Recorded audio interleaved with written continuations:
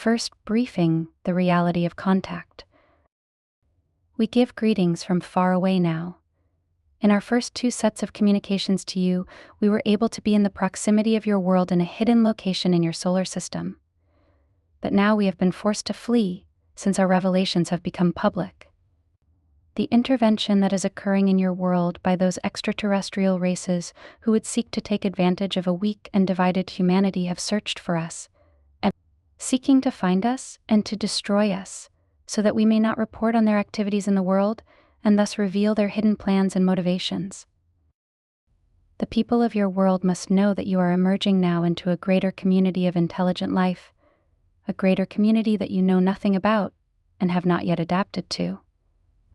It is a greater community of advanced worlds, for you live in a developed and populated part of the universe where large nations have established intricate and long-standing trade agreements with one another, where there are rules of engagement and rules of conduct that all trading nations in this region must observe. You know nothing of these things, of course, still being isolated within your world.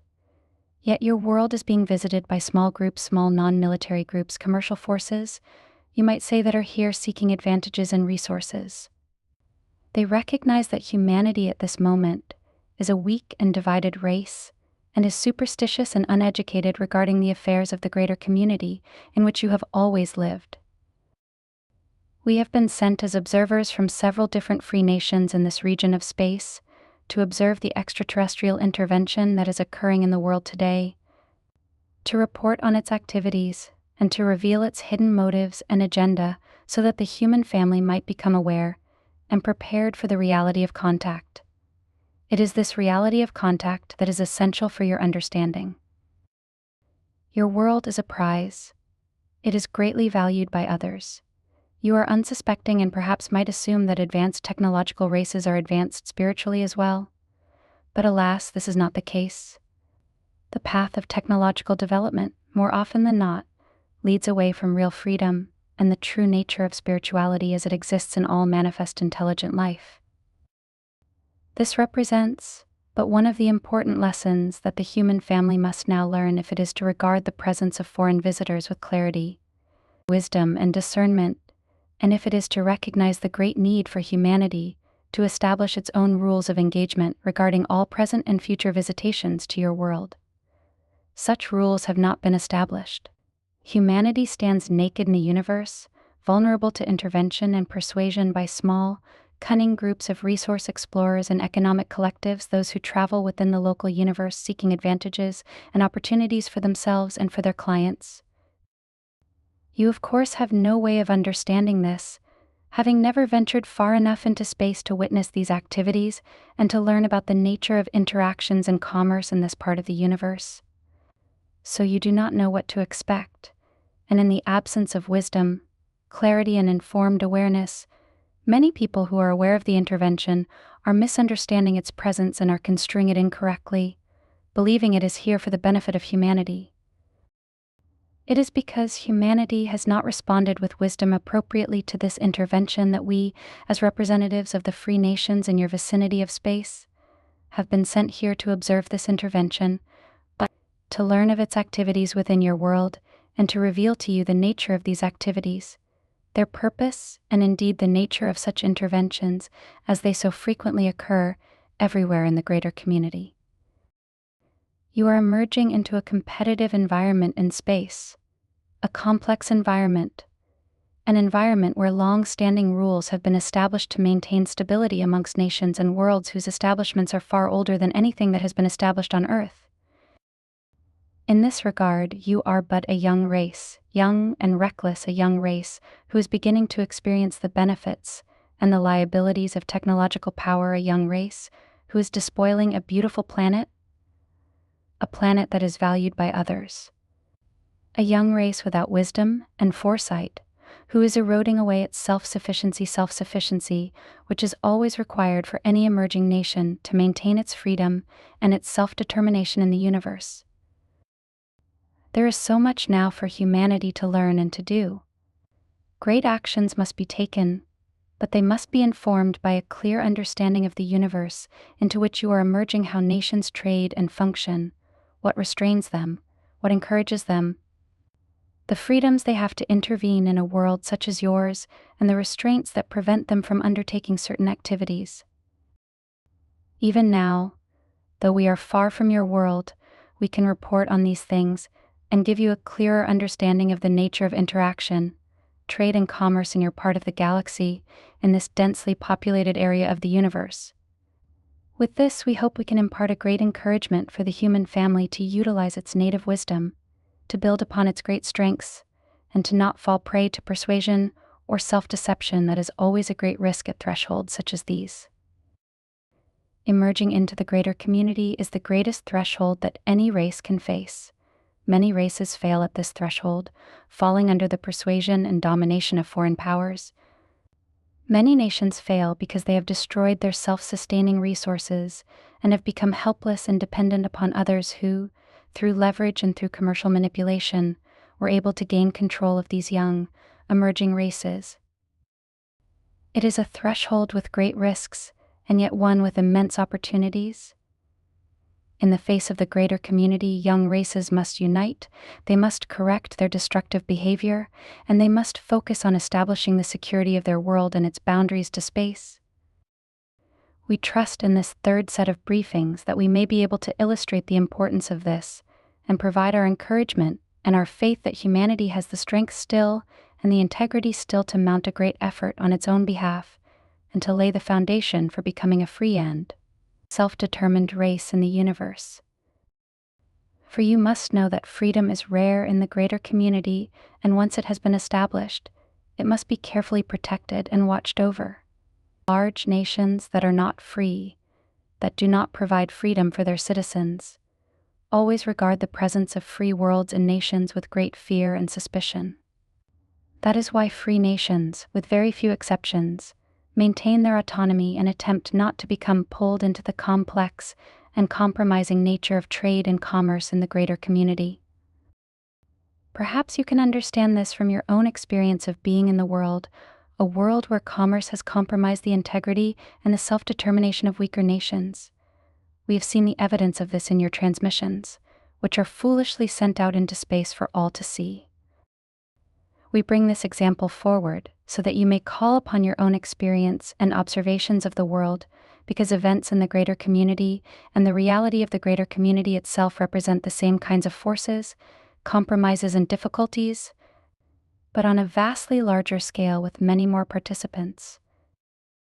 Here you cannot be like children, being reckless, wasting your resources, opposing one another, being inattentive to your boundaries to space, unaware of who is intervening your world today and foolishly expecting grace and salvation from those who might visit you.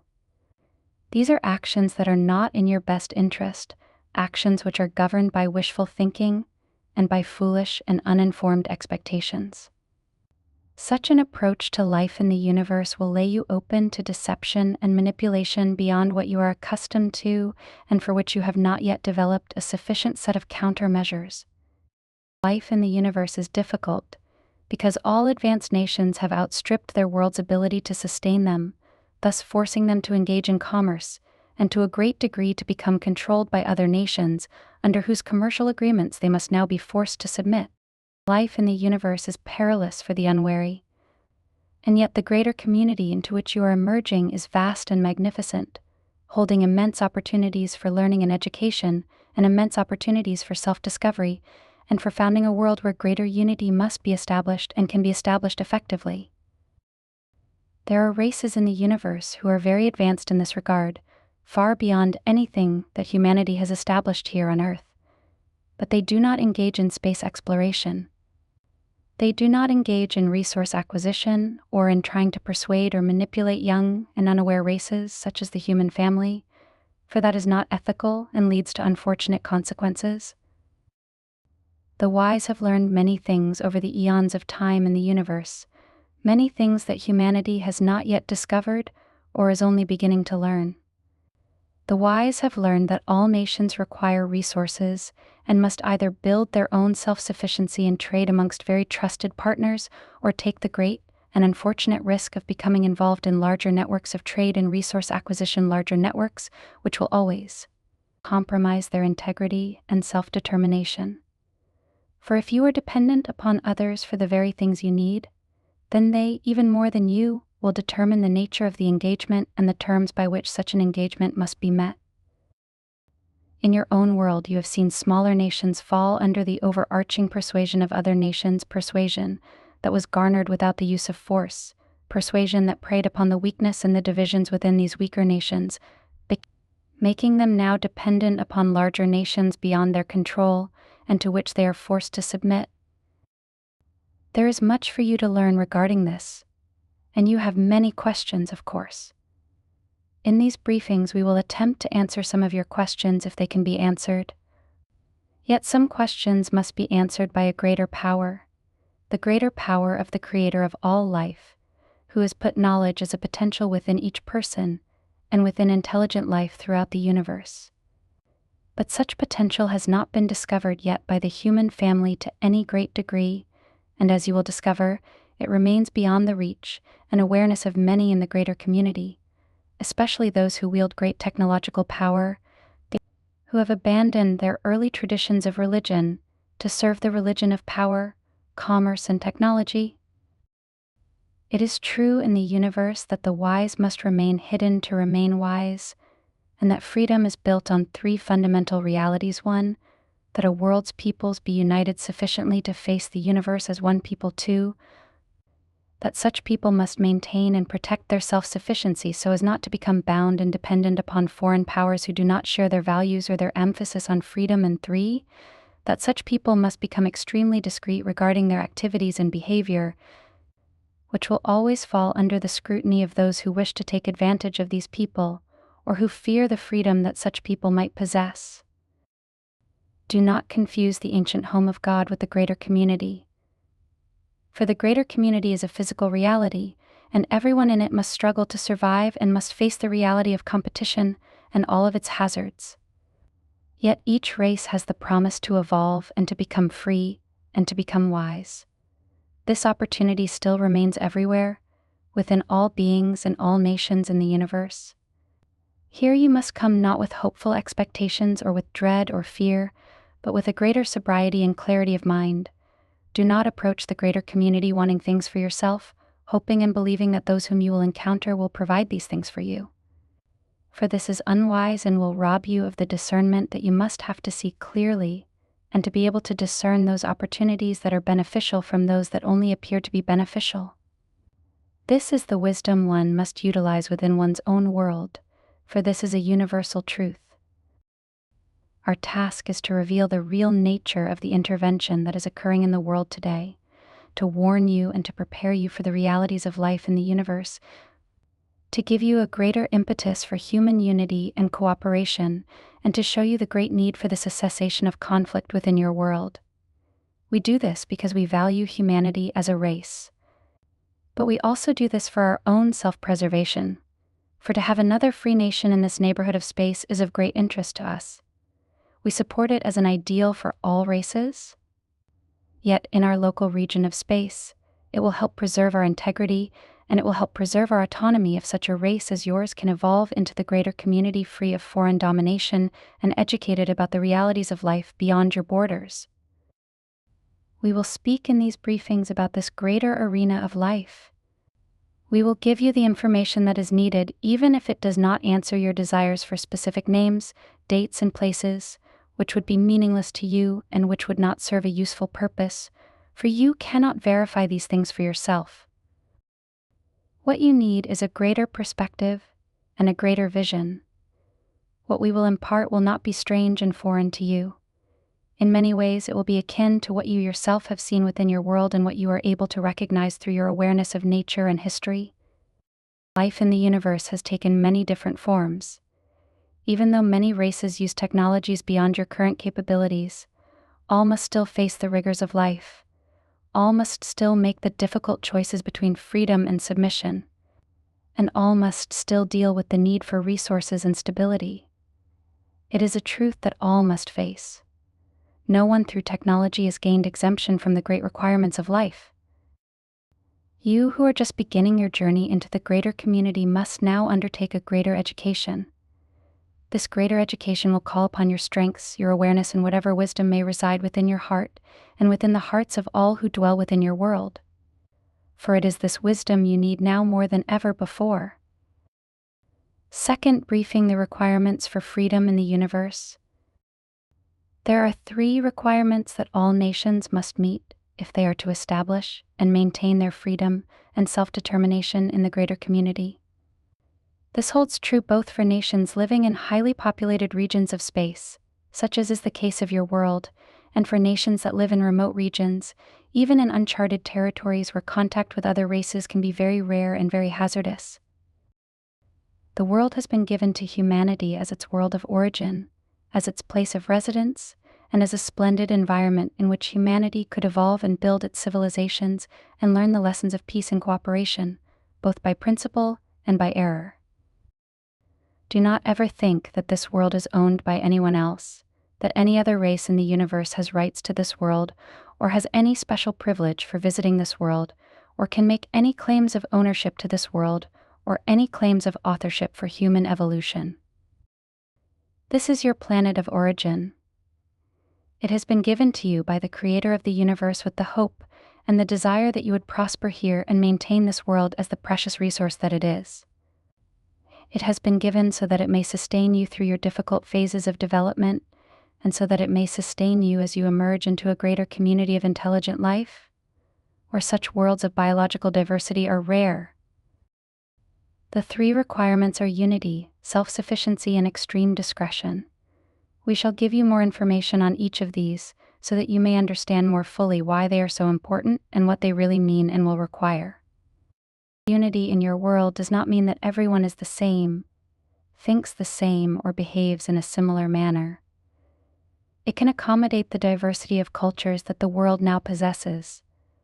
But there must be a unity of purpose, a common purpose to protect the resources of the world and to establish a boundary to space where all nations cooperate with one another, not only for their interests and their national security, but for the security of the entire world. This, of course, will require an unprecedented cooperation between your nations and governments. With a greater community education and awareness, this great accomplishment is possible. You must turn your eyes to the heavens. You have no defense against life intruding from beyond. You do not have the skills to tell friend from foe or to recognize a competitor. You are obsessed with the needs of your nation and your difficulties with other nations. You will also need this unity to face the declining resources of your world and the great and perilous consequences for the human family. This includes the environmental damage you have created in your world, the damage to your climate systems, to your water, and to other life-giving resources that have supplied and sustained humanity over its long and slow evolution.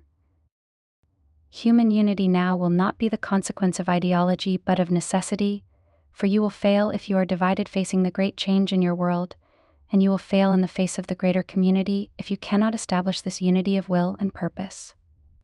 All free nations in the universe must establish this unity of will and purpose, particularly regarding their use of their home worlds and their awareness and approach to the greater community. This need, therefore, is universal. Your evolution has always been towards greater unity and cooperation, but now it must enter a more mature phase. For no nation will prosper and remain free if other nations in your world fall under foreign persuasion, a persuasion that will encourage human conflict in order to weaken the earthly powers that you have and to weaken the strength of the human family, fracturing it and making it more susceptible to persuasion, to foreign manipulation, and to the need for foreign technology. Your unity must be a unity of purpose based upon a greater awareness of your vulnerability to space and the fundamental need to establish a sustainable use of your world and its vital but limited resources. Never think that you can go into the greater community and take whatever you want from it. For the greater community in which you live, and which you will face, is owned by others who are far more powerful than you. Your warlike nature and tendencies, then, must become arrested if you are to gain this unity of purpose and the will and the strength to withstand foreign intervention and persuasion. Human unity here may only be forged under a great challenge, for there is too much division of purpose and intent within your world for nations to establish such an essential common ground. It will be necessity that will drive you to create this, if ever you will. It will be an undaunted and persistent need that will drive humanity unite in its own defense against internal collapse and defense against external intrusion. Within your nations and your cultures, there must be this unity of purpose, or the great resources and talent of humanity will not be brought to bear to face its great environmental challenges and to face the difficulties of emerging into a greater community of life. Humanity's future in the universe will be largely determined not just by foreign persuasion or intrusion, but by your ability to create a sustainable use of the world. Here, humanity will have to enter a more mature phase of its development. You will not be able to focus on growth and expansion, for your resources will constrain your expansion, and your growth in the universe will not allow you to reach out and take what you need from other worlds beyond this solar system. Nations who are aware of your presence, who are not intervening in your world, will respect your sphere of influence if it is established within this solar system alone. But beyond that, any intrusions into space, or into the territories or worlds governed or owned by others will be intensely resisted. You have boundaries and constraints now, and these are new to your experience, for you have been growing and expanding for so very long. But there are limits to this. Your world will limit you, and the greater community will limit you. Unknown to humanity is the reality that great empires in the universe are rare and tend to be very unstable, unable to supply and sustain themselves over long periods of time. They either collapse at their perimeters or, due to instability, at their core. It is smaller nations and networks of nations that have been able to establish long-term stability with one another through very strictly enforced rules of trade and commerce and through establishing a greater consensus for mutual well-being and stability. Your notions of growth and expansion, therefore, will have to change, for you cannot plunder the earth without bringing yourself to a devastated state, a state that can be easily taken over by others in the universe. While outright conquest of your world is not permitted in this region of space, other nations are free to intervene under two conditions. First, if the native peoples of your world appear to others to welcome intervention and to not resist it, and second, if humanity were to fall into a truly deprived and declined state. Under the second set of circumstances, other nations would be free to come and take the world for themselves, using humanity as a resource for their own ends. It is these two conditions that allow intervention in this region of space. It is because you live in a highly inhabited part of the universe that conquest is not allowed. For attempts at conquest create instability and conflict, and instability and conflict are resisted by networks of powerful nations who seek to maintain stability and security at all costs, even at the cost of their own freedom. It is entering a more stable and sustainable state that all worlds in the universe must seek to achieve at some point in their development. Therefore, war in the universe as you imagine it is very, very rare. It may occur in uncharted regions where two opposing nations may fight over the spoils of a world or set of resources that they both value. But in highly developed parts of space, such conflicts are not permitted. Here, resource exploration and exploitation must happen under certain conditions that do not generate war, conflict, or instability between the resident nations of those regions. In this sense, the greater community is a different environment than you are accustomed to. It has achieved a sustainable state, at least in your region of space regarding those nations that you will encounter. In uncharted regions, it can be much more unstable, and conflict can erupt dramatically. But eventually nations realize that war and conflict destroy resources, and resources are what they must acquire and preserve. So other means are sought to persuade one another, beyond the use of force. This is why the powers of persuasion and perception have been established to a very high degree throughout many regions of the universe. We know a few exceptions to this in very highly inhabited regions. Once nations realize they cannot fight each other without mutual loss, they will enter into cooperative agreements, and they will maintain these agreements very strictly over long periods of time. These are the conditions that you will face in engaging with your local universe. That is why your recklessness, your aggressiveness, and your use of force are looked upon with such disdain and concern by established nations in your region? Here you will not be allowed to exert such aggression beyond this solar system. This restraint between established nations serves to check aggression and to limit the spread of war and conflict. This has proven to be effective in the universe, and thus it is practiced. Your unity here gives you strength and gives you respect in the eyes of others. Other nations will be far less likely to try to persuade you through inappropriate means, or even through means that are allowed within the laws of this region, if they have to face a united and discerning race of beings.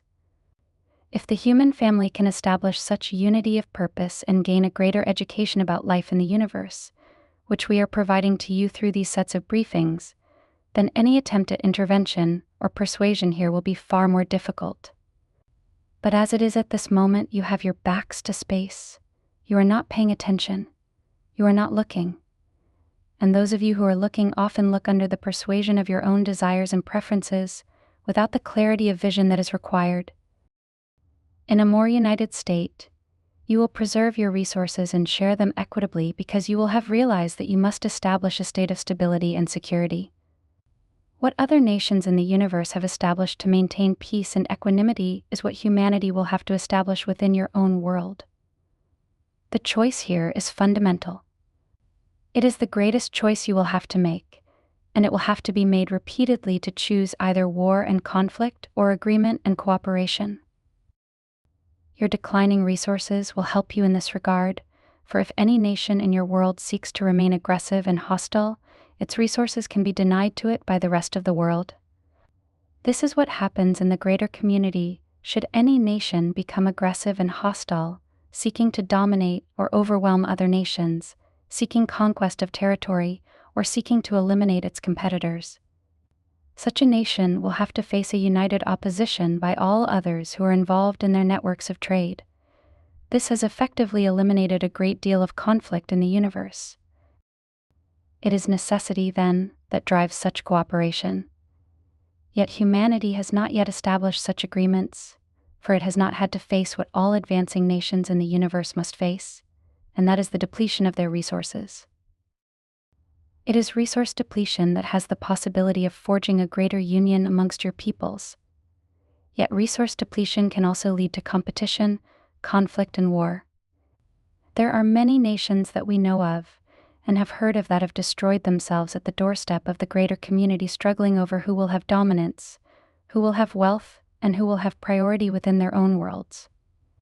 Unity for a race must be established sooner or later.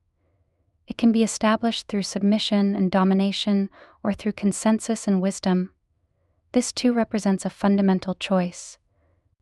Unfortunately, most nations that we know of, and certainly most nations in this region of space, have chosen the former option, choosing the submission and domination of their peoples to establish a unity of purpose and to crush dissent.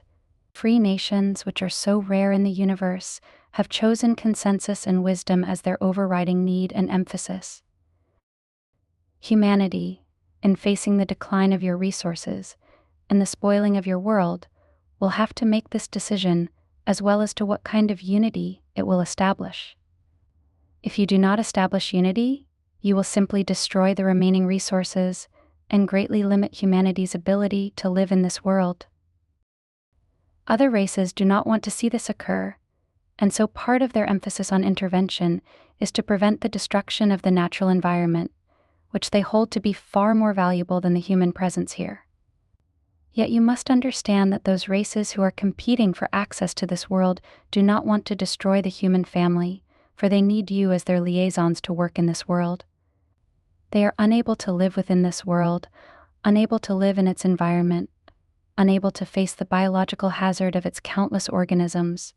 Races that have evolved in sterile environments cannot live in worlds such as yours without immense hazard, and without the great risk of contaminating not only themselves, but also their home worlds with foreign biological agents, to which they have no immunity and which their medicines have not yet evolved to counteract.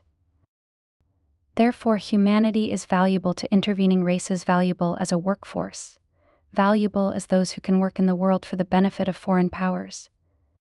But this benefit will not be yours, and should you lose your freedom to foreign intervention, and persuasion, the life it would create for you would be truly tragic and unfortunate. In the greater community, all advancing nations have faced the problem of resource depletion. As a result, resource acquisition and the stability and sustainability of resource acquisition have become the overriding emphasis. Nations that have advanced technology that requires resources from foreign places become extremely dependent upon maintaining access to these resources and to establishing peaceful and diplomatic relations with those who supply them. Here, advanced technology makes you even more vulnerable to foreign persuasion and control. If you need rare elements that can only be found in remote regions or which are only possessed by certain races, then you must accommodate their needs, demands, and preferences in order to be privileged to receive such resources. The competition for these resources would be intense. This makes any nation that has such needs vulnerable and at great risk of instability and even collapse. If the technology and structure of society are dependent upon foreign manufacture and foreign resources, then it is vulnerable. It is this vulnerability that humanity must seek to avoid. Do not be foolish in accepting gifts from those who are visiting your world. Do not be persuaded that you must have this foreign technology for your own benefit. If you do accept such things, you will become vulnerable. Unable now to provide for yourselves, you will have to meet the terms of those who have become your providers. Here, freedom and self-sufficiency become intertwined. If you are not self-sufficient, you will not be free. Even if you are able to gain from others access to those resources to which you have become accustomed and upon which you have built the infrastructure of your new society, you would lose your freedom. You would lose any leverage you have over how you will engage with others and what the terms of that engagement will be.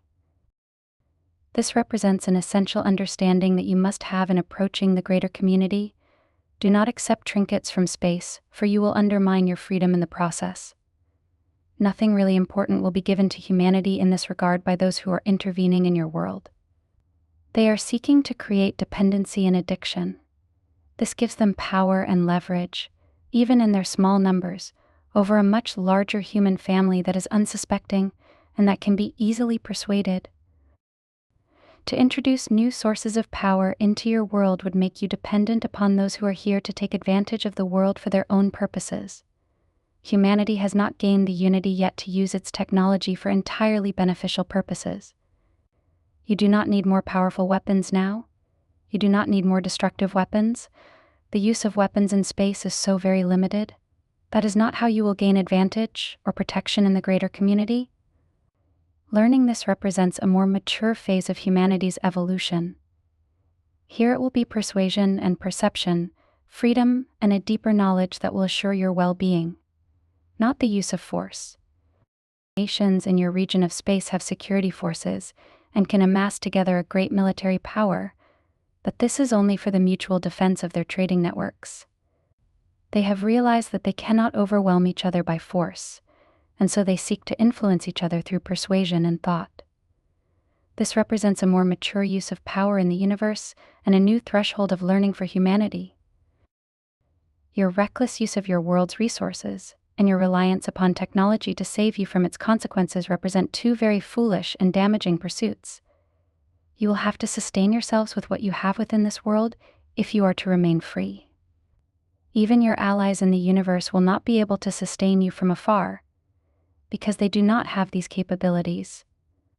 They will not seduce you to become dependent upon their technology or their foreign governance because they represent free nations and not those who seek to take advantage and to exploit weaker nations, such as yours.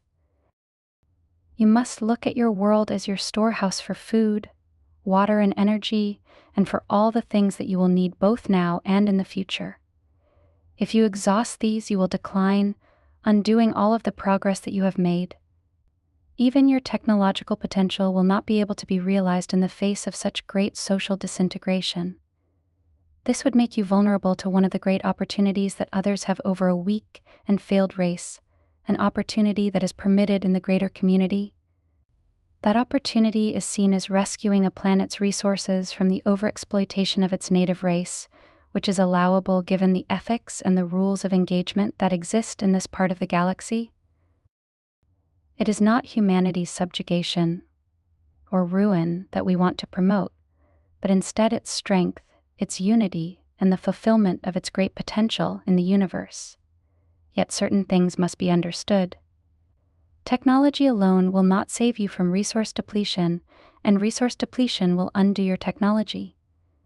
You must establish through time, consensus, and cooperation a sustainable use of your world, maintaining its biological diversity, the quality of its atmosphere, the quality of its waters, and the quality of its soils and its lands. Adversity will help you to come to terms with this and to see its necessity. But adversity can also undo you, setting in motion forces of destruction that would be very difficult to stop. Your allies in the universe have great concern over this. Given your transmissions into space, they have seen the potential here. They know the path that most races follow in the depletion of their world's resources, the inevitable results of this depletion, and the resulting loss of their sovereignty and control to other nations. This is the path that most nations have taken. The consequences are predictable and are largely the same. At this moment, larger powers in the universe who are aware of you view you as reckless and destructive. Though they themselves are not intervening in your world, they will allow other independent commercial forces to attempt to gain access here. Should that access be accomplished and fulfilled, and should the power of authority be shifted from the human family to others, then the larger powers will enter to take advantage of the situation. Much depends on your understanding and perception and upon the self-sufficiency that you can establish and sustain in your world. If your peoples agree to live simply, to share resources, and to limit your population through ethical means, then you will be able to establish a greater stability and self-sufficiency. Then the greater powers in your region will not look upon you with the same desire for intervention, but will have to respect you as a united people who cannot be conquered by the use of subtle forces. Unity gives you strength, but also respect in the greater community. Though attempts to bring you into the trade networks will be ongoing and persuasive, intervention such as is occurring in the world today would not likely be attempted. Yet in your divided and conflicted state, such intervention is occurring and is progressing. It will seek to shift the authority of the world to foreign powers with human participation and support. It will seek to use the human family. It will seek to gain the great advantages this world offers in its vast biological resources through the use of human labor and cooperation. It is known to us through your transmissions and through our own observation of your world that some people believe that other races could easily come and set up a colony in the world and establish themselves here using their advanced technology. But given the biological hazard that your world creates for those who are visiting, this is not easy to do and has never been successfully accomplished. In fact, your world has the power to infect and destroy entire races in your local universe, given the presence and the diversity of its biological agents. Other races have rendered their worlds barren, and in many cases, devoid of nearly all of the native life forms. They have little or no immunity from contamination. Earth, then, can be viewed as both a great asset and as an immense source of contamination. It is viewed in both these ways by all races who are aware of your presence and who recognize the importance of your world and the condition of humanity. The third requirement is the need for extreme discretion. To be a free race in a neighborhood of space filled with races that have no freedom and do not want to encourage freedom, you must become extremely discreet. You must establish yourself as a non-threatening presence to these worlds. You must not engage in trade with them to any significant degree, and you must not allow them to visit your world and to scrutinize your behavior. The rules of engagement in this region of space will give you these rights if you can demonstrate a united intent and purpose in establishing and maintaining your boundaries to space. Powerful nations recognize other powerful nations. They are not persuaded by other kinds of inducements. To them, power is resources, and resources represent not only wealth but survival. For their advanced technology has made their survival now more difficult to sustain and their resources more difficult to acquire. This is so very different from how the peoples of the world view such things. They think the world is there to be plundered, And once the world has been plundered, the universe is there to be plundered, and by that point they believe they will have the technology to plunder it. But you cannot plunder the universe. Many have tried, and all have failed. Your discretion then becomes critically important. You will have to learn how to communicate without broadcasting into space. Even the most secret involvements of your governments are broadcast into space in many situations and can be easily discerned by those who have gained knowledge of your language and your tendencies. For the world has been observed for a long time by all the powers in your vicinity. Those who seek to gain advantage here have waited until you built an infrastructure that they can use, and now they are attempting to persuade you to give them the reins of power and to make you dependent upon their technology and the sources of their technology. This approach takes time and patience, but this is how nations gain control over other nations. It has proven to be the most effective path towards expanding one's influence and power, particularly in highly inhabited parts of the universe such as this. You do not want to be open to the universe. You do not want to reveal your activities, your conflicts, your difficulties, your aspirations, your plans, and your goals to those who observe you. Your allies understand this, for they have had to maintain great secrecy regarding their presence in the universe and their engagement with other nations.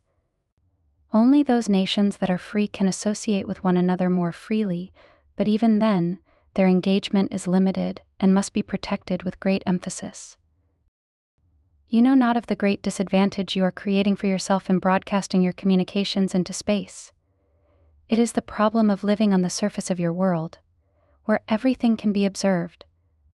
Many advanced nations in the universe have chosen to live underground for this purpose, and some have chosen to live underground out of necessity, for if your planet's climate system is disrupted, surface living becomes difficult, if not impossible. Living underground has many advantages. Discretion is one of them. But that is not your condition now, so you will have to find other ways to maintain discretion. Your world is being watched. Your governments are being watched. Your conflicts are being watched. Your trade and commerce are being watched. Your tendencies are being watched, both by your allies and by those who would seek to exploit you. In the future, should you gain a greater unity and should you be able to sustain the use of your world, the development of this discretion will become essential. For indiscretion is always exploited in nature. It always makes one vulnerable in nature, and the universe is a natural environment, fundamentally. There are limits to technology. There are limits to travel. There are limits to what anyone can do with machines. You have not yet reached those limits, but they do exist. There are older races in your neighborhood who have reached those limits, and that is why they seek to use power in the mental environment and to develop this power both for their own defense and to take advantage of whatever opportunities may exist within their sphere of influence and within their local regions in space. Ultimately, no one on the outside should know what is going on in your world, not even your allies or potential friends. They will respect this discretion. They will expect it, and they will understand it. This will require a very different approach to how you live and to how you communicate. Certainly, broadcasting the way you do is entirely inappropriate. That is why your scientists who seek to listen to broadcasts in the universe will not hear very much, because no advanced nation broadcasts in this way. Discrete information is sent. Discrete channels of communication are established and utilized heavily, but general broadcasting is not done for the very reasons that we are describing. Therefore, the three requirements for freedom are all unmet by the human family at this time. You are not united and face the risk of greater division and conflict between your peoples and nations. You are rapidly destroying your self-sufficiency in your world.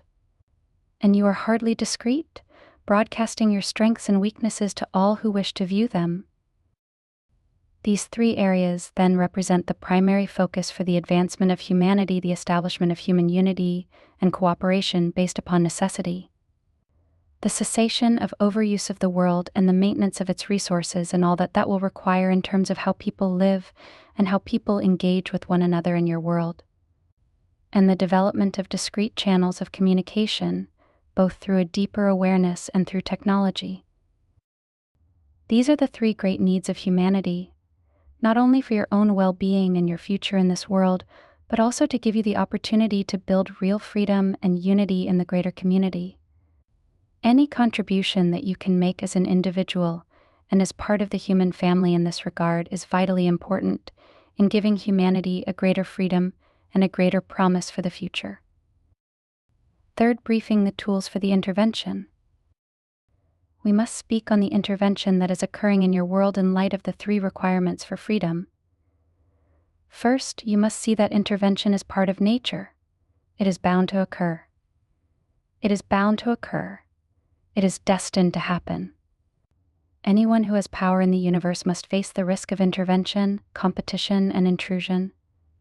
Anyone who has gained an advantage in any way, technological advantage, or rare and valuable resources, will have to face the problem of intervention and competition in the universe. It is a universal problem.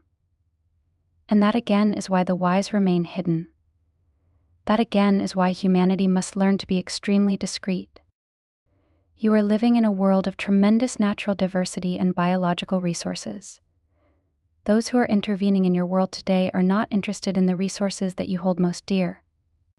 They are interested in biological resources, particularly those resources that represent the building blocks of life: genetic agents, chlorophyll, blood, and plasma. These are the things that are valuable and are greatly needed in a universe full of barren worlds. Some of this represents illegal trade that is not allowed for ethical reasons, but trade that exists nonetheless. Rare metals are also sought here, metals that you are aware of and metals that you are not aware of. These things must be mined with human assistance. Anything that a foreign race seeks to do in this world must have significant human assistance. This is because of the biological barrier that this world presents to the universe, and to those races who have evolved in sterile environments, who are not adapted to be in biological, terrestrial environments such as this. Because worlds such as this are very rare, there are very few races in the universe who have this adaptation. That is why the native races must be cultivated and genetically aligned with the intervening races. It is a time-consuming process, but the results are believed to be worth it by those who are engaging in such activities. The intervention is of two kinds. There are resource explorers, which nearly always represent one race, operating with great freedom and impunity, which are clients of larger powers. Sometimes they are clients of independent trading networks that are engaged in illegal trade. Those resource explorers who have been in your world and who are in your world today represent members of this group. Then there are collectives, who are multiracial, hierarchical, and very well organized. Their worker classes are bred for specific purposes, and they are involved in collective breeding, which is a practice not all advanced races are engaged in. The collectives seek a more permanent residence in this world. They seek it as a world that either they or their clients could own and govern from afar, with human assistance. That is why such great care has been taken to study human psychology, human physiology, and your reproductive process, as well as the biological hazards that exist on Earth. That is one of the reasons that plant samples have been taken and the world has been observed for such a very long time. It is perhaps surprising for you to realize that an advanced technological race would have difficulty adapting to your world, believing that their science and medical technology would have overcome the difficulties involved here. But alas, so great are these difficulties that there is no race who has evolved in sterile or near-sterile environments that could easily withstand the biological agents that exist here. Even the illnesses of your animals could affect them. So great is this hazard that in recent history few races have attempted colonization of this world. But now the collectives see an advantage, for humanity has built networks that they can use worldwide communications, worldwide resource extraction, and a sufficient level of technology that can, at a basic level, interface with what they use and rely upon. Humanity is also developing greater sources of destructive power, and should this power be fully cultivated, then intervention such as this kind would be more difficult to attempt. Lastly, there is the deterioration of your natural environment, which is threatening many of the very resources that the intervention seeks.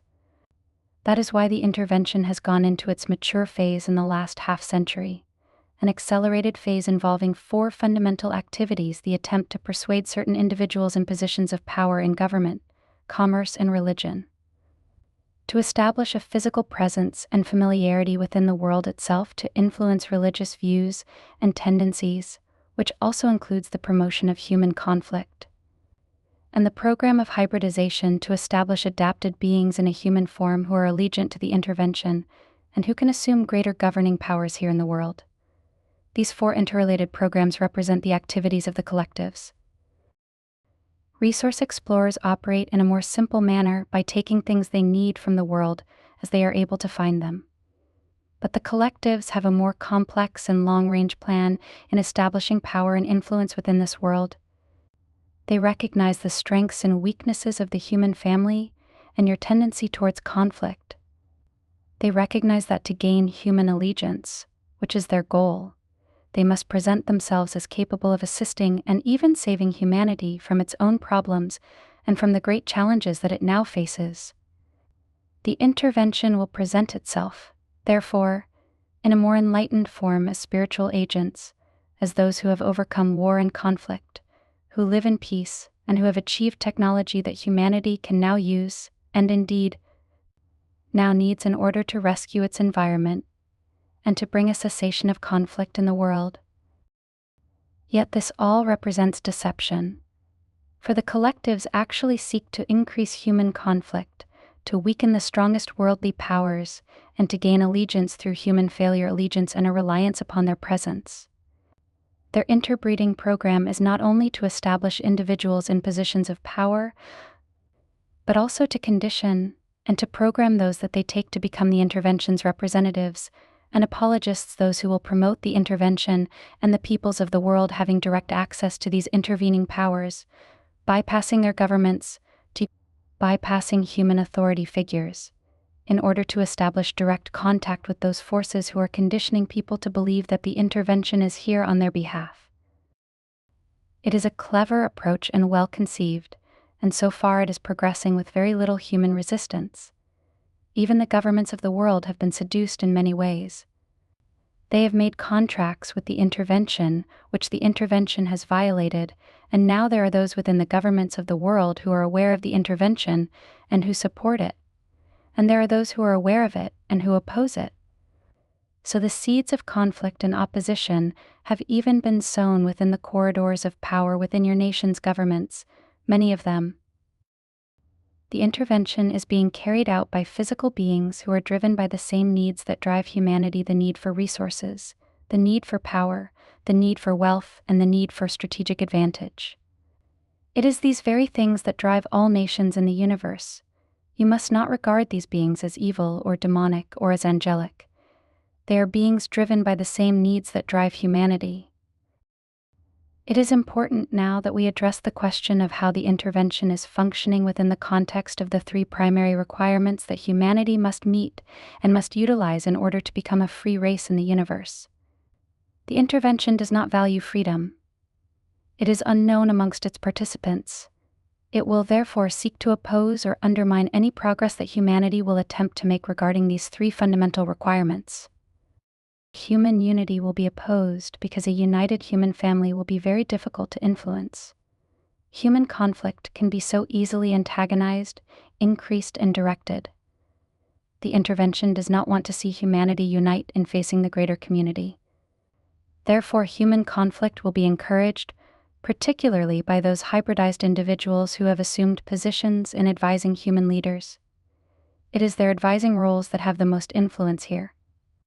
These are not individuals that you will see, for they are not public. They are hidden and well-placed. However, they have their opponents within governments, for there is a struggle going on within the secret corridors of government, and that is why the intervention has sought to influence commercial powers even more than government officials. For commercial powers are governed by greed. They seek wealth, power, predominance, and advantage over their rivals. They do not have public scrutiny and are not accountable to people at large, and so they are much more likely candidates for the plan of the intervention to gain human representatives and human liaisons. Human unity will be opposed by the intervention, for a united humanity will oppose intervention.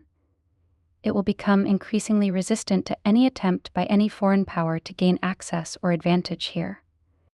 That is why the emphasis for the intervention is to amplify human crises, human conflicts, human disagreements, and to encourage the proliferation of weapons, to lead humanity further in its own self-determined path of destruction. A weakened humanity will be vulnerable to persuasion, and a weakened humanity will be more likely to respond to offers of technology, to offers of assistance in governance, and to offers of becoming connected to trade networks that already exist in the universe. If humanity declines, it will be hard for either your leaders or your peoples to turn down offers of technology and resources that will be provided for you, offers that will surely undermine your self-determination and make you dependent upon networks of trade, the commerce and power over which you will have no influence or control. These activities are not evil in the sense that you might think. They represent competition, and competition is part of nature. If you are to be powerful, others will compete with you. If you possess wealth, others will compete with you for this wealth. If you misuse the world, others will seek to take advantage of this for themselves. And if you remain divided, others will try to use that to their advantage. Regarding resource depletion, the intervention will support the overuse of those resources that you rely upon for your basic energy requirements, for they do not need these resources. The depletion of these resources will further hasten humanity's conflicts and decline. Therefore, the overuse of such resources and people's desire to maintain their current behavior will be encouraged. A foreign agent here would need only encourage you to do what you have been doing all along for practical reasons, to maintain wealth and power, to maintain your nation's stability, and to maintain its predominance over other nations. These agents will provide this advice to your leaders, and especially to the leaders in commerce, who always will seek profit and advantage. Since the intervention represents commercial forces, they are particularly focused on aligning themselves with human commercial forces in your world. Here they share a common purpose and many common methods, and they can appeal to individuals who have this focus and this intent. Who amongst the powerful and the elite in your commerce and trade within this world could refuse the offer of advanced technology and refuse the offer of proprietary rights to something that none of their rivals possesses? Who could refuse the opportunity to engage in trade and commerce with powerful forces beyond this world? Leaders in commerce are not accountable to the public, to the people of your world. They are not scrutinized. Their positions are secure. They do not need to win public favor in order to proceed in their search for power. Who amongst them will refuse the offers of advanced technology and trade with other nations and the wealth, power, and advantage that such engagements might promise? Even your religious leaders will be encouraged to align themselves with the intervention. They will be encouraged to believe that the intervention represents advanced life forms, morally and ethically advanced, beyond anything that humanity has established, and that humanity must turn to them now for inspiration and for guidance. These religious leaders will be led to believe that the intervention is here as an act of providence, an act of God, to safeguard humanity and to assure its future. It is their beliefs and their emphasis that will be exploited here, for they are not able to see clearly and discern the meaning and the reality of the greater community. Amongst those who are rebellious and who seek to foster revolution, the intervention will give them inspiration. It can whisper in their minds, it can present images in front of them, images of their saints, images of their gods, images of the righteousness of their cause. Those individuals who cannot distinguish a greater community presence from a spiritual manifestation will not be able to resist. Now they will feel they have divine will and support for their political goals. Now they will feel justified in taking any action, no matter how destructive, in order to fulfill their beliefs and their sense of justice. None of these inspirations comes from a divine source, for the creator of the universe would never support human conflict. But for a conflicted race of beings living in a beautiful world that is valued by others, this conflict represents a critical advantage to an intervening force. Here, a much smaller force can overwhelm a much greater force. The collectives are a very small presence in the world, and yet they can have great advantage here. encouraging governments to take actions not in their best interests, and encouraging conflicts that will only lead both sides to a greater decline and impoverishment. They can promote the use of the world's resources in such a way that would only lead to humanity's decline and the collapse of societies, and even civilization itself. The intervention is exploiting your weakness, and that is why you must cultivate your strength. You must see that your predispositions towards conflict and division are inherently self-destructive and render your position weak and vulnerable in the face of the greater community. Human unity and cooperation will be essential for humanity's future if you are to remain and to grow as a free race of peoples in the universe. The intervention will oppose this, for that will counter its goals and even its presence here in this world. Regarding the issue of discretion, the intervention wants to know everything about you: how to govern your views, how to motivate your feelings, how to stimulate your emotions, how to make you behave in the ways that it wants you to behave. For control of the human mind and perception is essential to its ultimate goals of governance in this world. Human discretion, therefore, runs counter to the intervention's objectives and will be discouraged.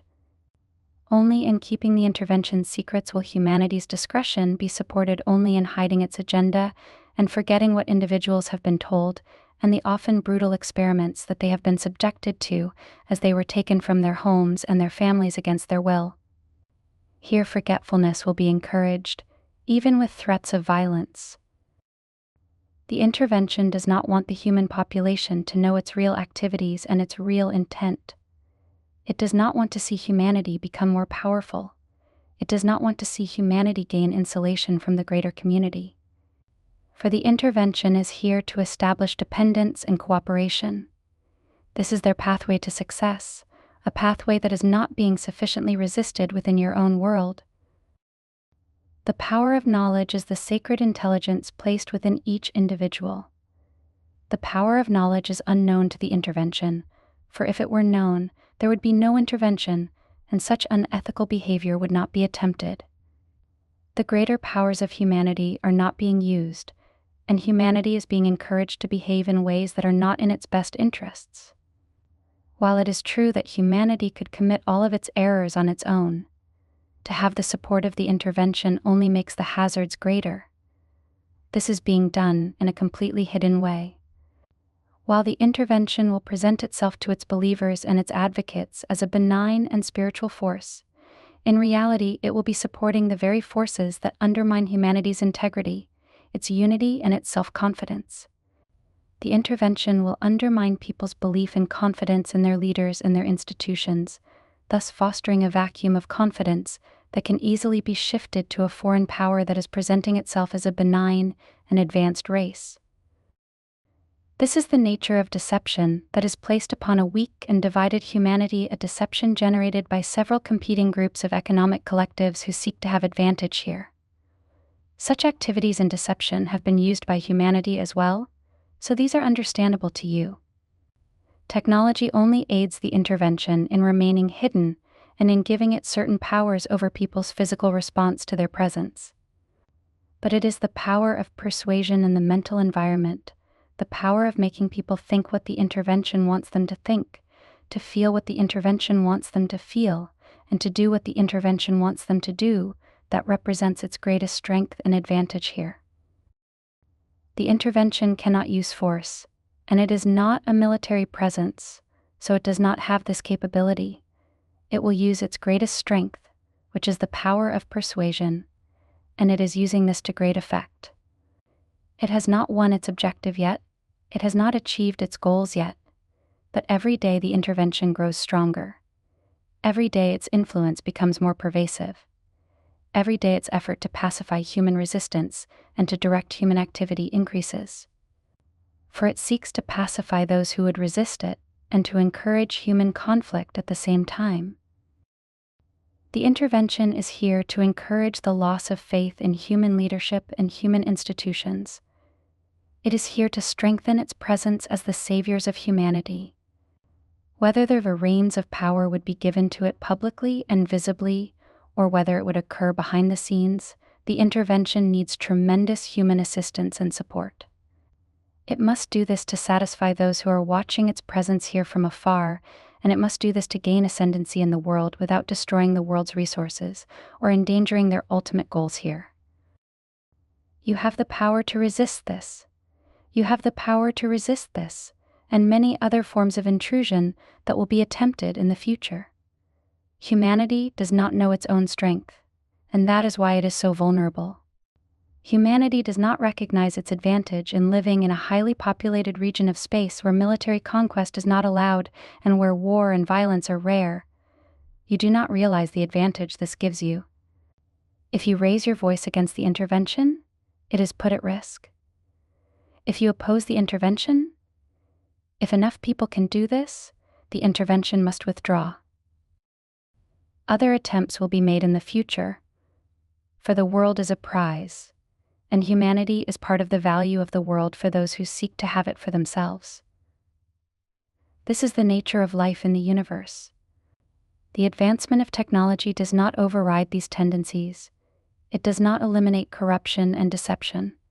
It makes the acquisition of resources more urgent and more difficult to accomplish. And it makes worlds such as yours, which contains such a wealth of biological materials, amazingly valuable to other races who seek to use these things and have access to them for themselves. Surely you must know and understand that if you have power and wealth in the universe, there will be competition. Only if you believed that you were truly alone and isolated in space could you think otherwise. But you are not alone, and you are not isolated. Now that you have gained a certain degree of technological ability and have built a technology for others to use, the motivation for intervention will become stronger, and the attempt to gain human allegiance and to gain the reins of power will be invested in greatly. Yet, as we have said, humanity has the power to offset the intervention, to build a boundary between itself and the universe, and to establish its own rules of engagement regarding who may visit here and under what circumstances visitation may occur. You have not assumed this power, but it is there for you to assume, and assume it you must. It is this emphasis in humanity's overall vulnerability that can create a sufficient motivation for human unity and cooperation to be established at a greater level. Humanity must establish unity, self-sufficiency, and discretion. It must learn how to do this over time, using whatever resources are at its disposal. If human unity is to provide freedom in the future, it must be a unity based upon consensus and awareness and a greater community understanding. It is this awareness and understanding that we wish to support in these series of briefings. We are not here to provide what people may want to hear out of curiosity or fascination, but instead to provide those things that are essential for your progress and for the defense of your world. For you do not know your vulnerability, and you do not know your strength.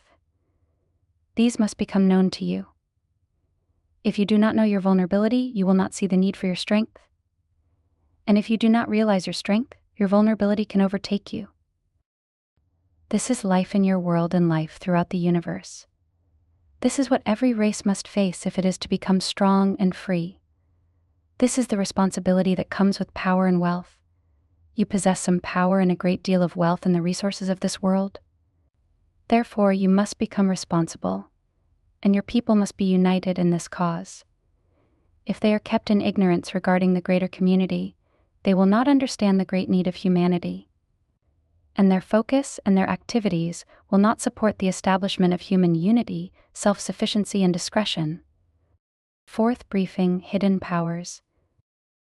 Humanity has a strength that it has not yet realized, a strength that can offset the intervention, a strength that will give humanity a greater promise and a greater power in the universe. This is an unseen strength. It is a strength that once experienced becomes an essential force in directing one's life and in providing one's true power and security. This power is called knowledge in the universe. It is the power to see, to know, and to act with clarity and certainty. It is a power that is beyond persuasion and manipulation from any foreign source or from any other source. It is a power that is given as a potential to each individual within the human family and beyond. In the greater community, religion ultimately becomes the study and application of the way of knowledge, for this is what is most translatable in religion. Local customs, local teachers, local history does not translate from one world to another.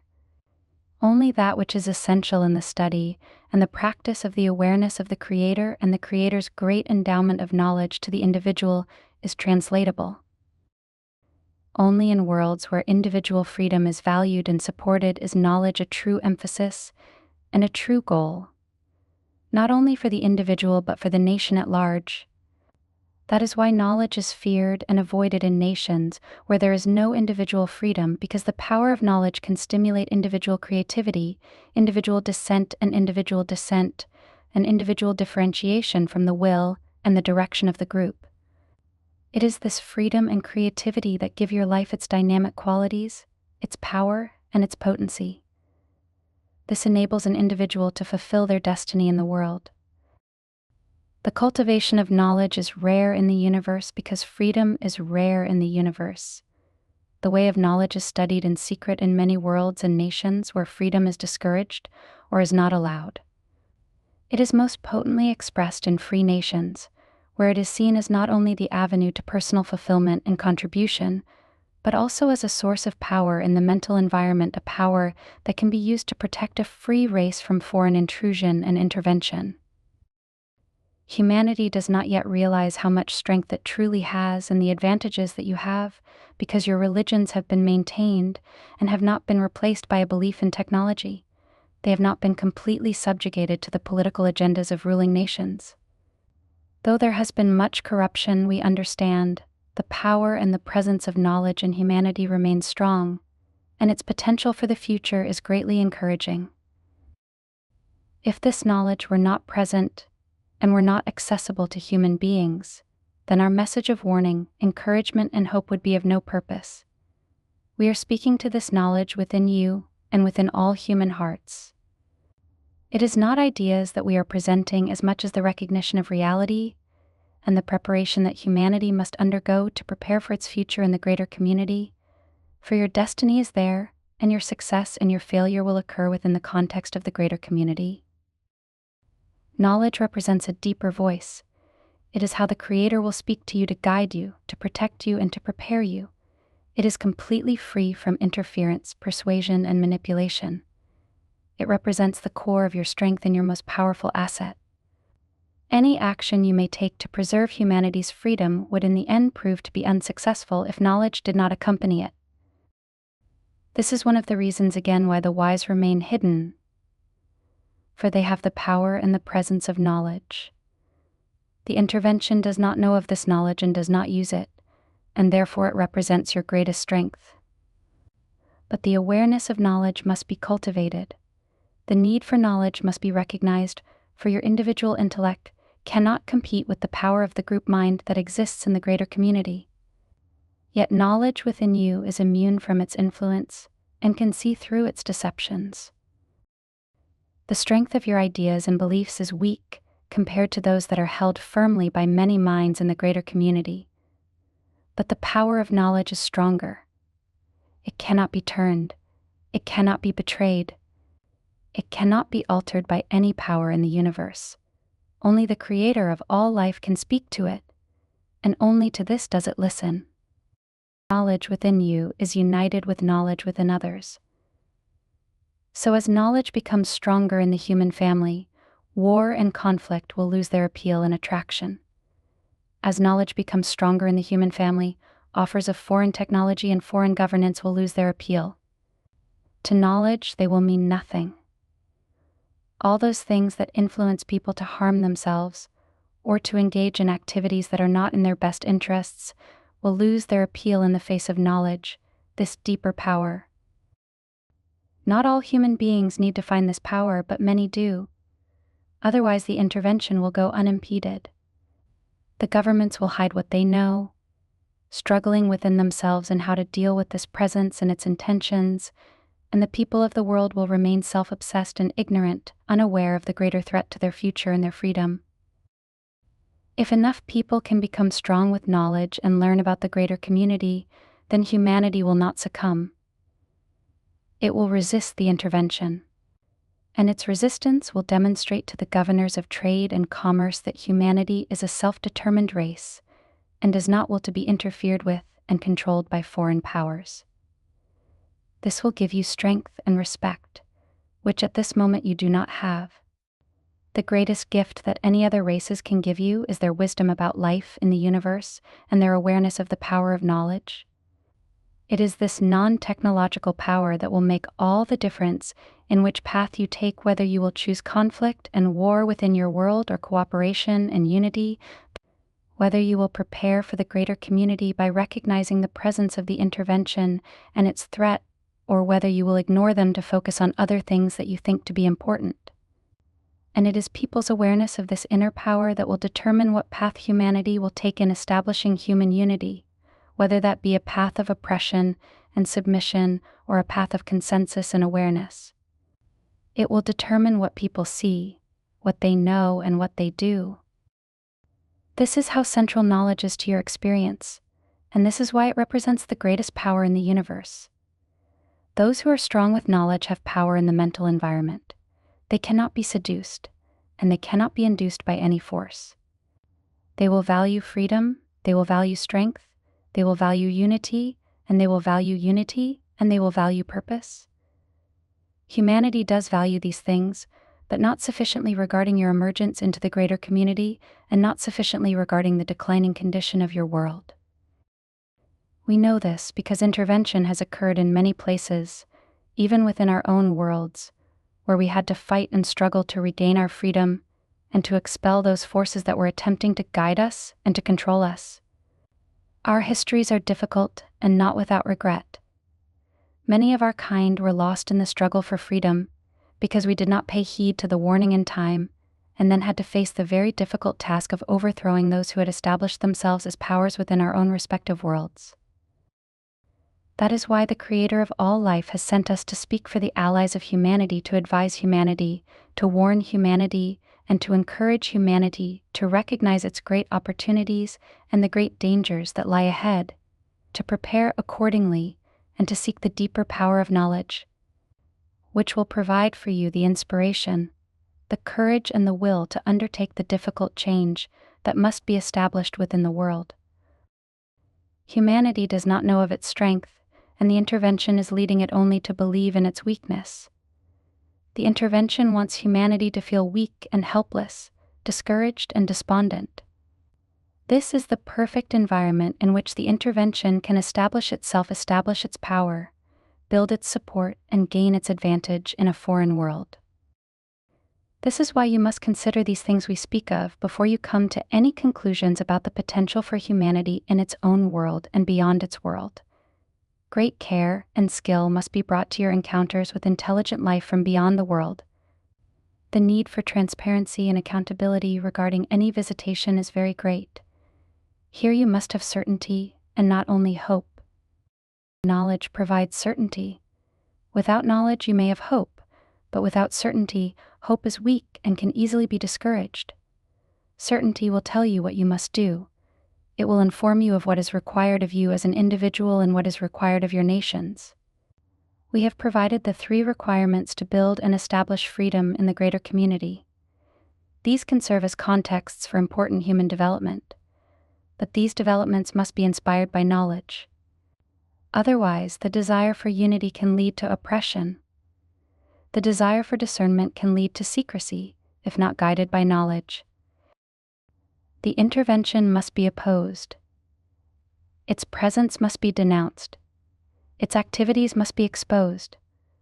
People must refuse to believe in foreign powers who are here without human permission, acting against human will and awareness. Disclosure to people from their governments is important, but people also must disclose what they see and what they themselves have experienced regarding the presence of the intervention. Humanity must build its boundary to space. It must give its eyes and attention to space. You cannot have your back to the universe if you are going to be able to see what is coming and see what is already here. The taking of people against their will must be exposed and denounced. It is for an insidious purpose. It can only weaken and divide the human family even further. You must recognize that competition now exists, competition from beyond the world. This competition must be recognized and must be exposed. Those who have believed that this presence is here for humanity's good must see that this is not the case, that they have been deceived, and that those who have been taken against their will believe in things that they were encouraged to believe. You are the native peoples of this world. You are experiencing intervention. The history of your world teaches you what intervention is like, and that it is always carried out in the interest of those who are intervening. Do not let yourself then fall under foreign persuasion and intervention. Understand that your true friends and allies would never intervene in the world in this way, or carry on such activities, which only threaten the well-being of people and undermine humanity's unity, self-sufficiency, and discretion. To be able to discern friend from foe in the universe, you must know the difference between your strength and your weakness, for your foe will speak to your weakness, and your friend will speak to your strength. Everything that humanity values is now at risk. All that you have created, all of your advancements, all that you have accomplished which is significant. You do not realize the gifts that have been given here, and how important they are. You will encounter races in the universe within whose population's compassion is not shown towards one another. Their people have become more like machines, governed, controlled, and directed, with very little thought or feeling for themselves or for one another. This is common. This is one of the directions a race can take to establish stability and security. It is not the direction your allies have taken. They have charted a very different course for their peoples and for their future. Do not think that humanity's future is hopeless, because to think this is to fall prey to the persuasion that has been cast upon the human family. For the intervention seeks either to win your favor or to defeat your opposition. If they cannot win your favor, they will seek to discourage you and leave you hopeless and in despair. Faith in humanity, faith in the power of good human leadership, faith in the necessity and the requirement of human unity, self-sufficiency and discretion, you must never lose this faith. No matter what things appear to be, you must never give up. The intervention wants you to give up, to give in and to give over. But you must never do these things in the greater community. For once your freedom is lost, it is extremely difficult to reclaim, as we ourselves have experienced so powerfully. It is going to take tremendous courage to do what must be done in the world, tremendous human innovation, human commitment and cooperation. If you do not believe this is possible, then the intervention has already won. Then it is only a matter of time. You have succumbed without even realizing the influence that has been cast upon you. Freedom and unity are difficult to achieve, and they must be driven by a great necessity. It is not merely by chance that a nation would become free in the universe. It is by necessity and by choice. If you are not free in the universe, you will be governed by others.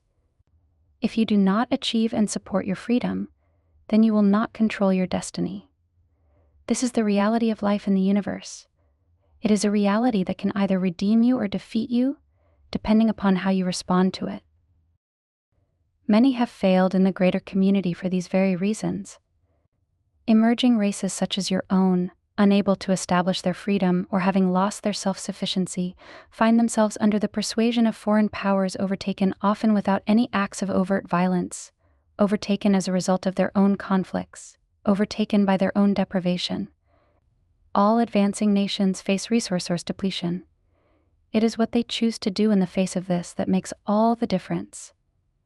Knowledge within the individual will guide them to make the right decision. But if knowledge is unknown or is not being experienced, then other decisions will be made. Humanity has great power, but it is not using its great power. It has great potential, but it is not realizing its potential. Individuals and nations still seek to gain as much as they can from their environment, without any thought of tomorrow and what tomorrow will bring. Nations are opposing each other and groups are opposing each other without any awareness that they both face domination in the greater community.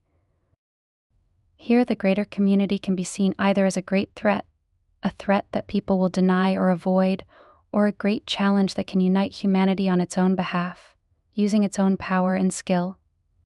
Here humanity will gain its strength through necessity, the strength of responding to a changing environment and to a changing set of circumstances. Fifth briefing: many voices in the universe. There are many voices now that will speak to humanity, voices from the greater community. Their messages will be delivered to individuals to be given to the world. Many of these messages will be the same or very similar, encouraging contact, encouraging trust, encouraging compliance and discouraging resistance, discouraging doubt, discouraging further inquiry, and discouraging the asking of questions. Humanity has only one set of true allies in this neighborhood of space in which your world exists. We have been sent to represent them. There are other mentors farther away who will send a message to humanity encouraging human freedom, human unity, and human sovereignty. But amongst those who live in your vicinity, we represent those free nations that are closest to humanity and have the most to hope for and to fear, depending on the decisions that humanity will make for itself. The consequences will be great for us. For free nations are rare and have had to earn their freedom. They have had to mature and become strong and united to ward off the many influences that the greater community will inevitably bring to them. You do not yet know what a great requirement this is. Perhaps you do not yet have the confidence that humanity can achieve such a significant goal, a goal that far exceeds anything that humanity has established for itself thus far. The intervention is eroding human confidence, encouraging humanity's dependence on foreign powers for its technology, for its guidance, and for its governance, while your true allies will only provide wisdom and point the direction towards knowledge. There are many voices. If your life is based upon wishful thinking and hope alone, you will choose those voices that tell you what you wish to hear and that amplify and justify your hope. If your approach to life is based on fear, you will listen to those voices that tell you that you have no power in the universe and that it is useless to resist. These are two forms of persuasion leading to the same end. But the path of freedom for humanity has to set a higher goal and one more difficult to achieve. For acquiescence is easy. Submission appears to be easy. Receiving gifts, and with them governance, appears to be easy. Many people want what is easy, even if it is not what is right. This issue of faith and determination is crucially important for humanity, for your allies are not going to come and rescue you by force. We have spent a very long time securing our position in the greater community, building up our insulation and our anonymity, maintaining our connections with one another, building our strength and our discernment, our unity and our self-sufficiency. We would not threaten all of this to rescue a weak and divided race, regardless of its great talents and potential. It is humanity that must gain this strength, this faith, and this determination. If it does not do this now, it will not do this in the future.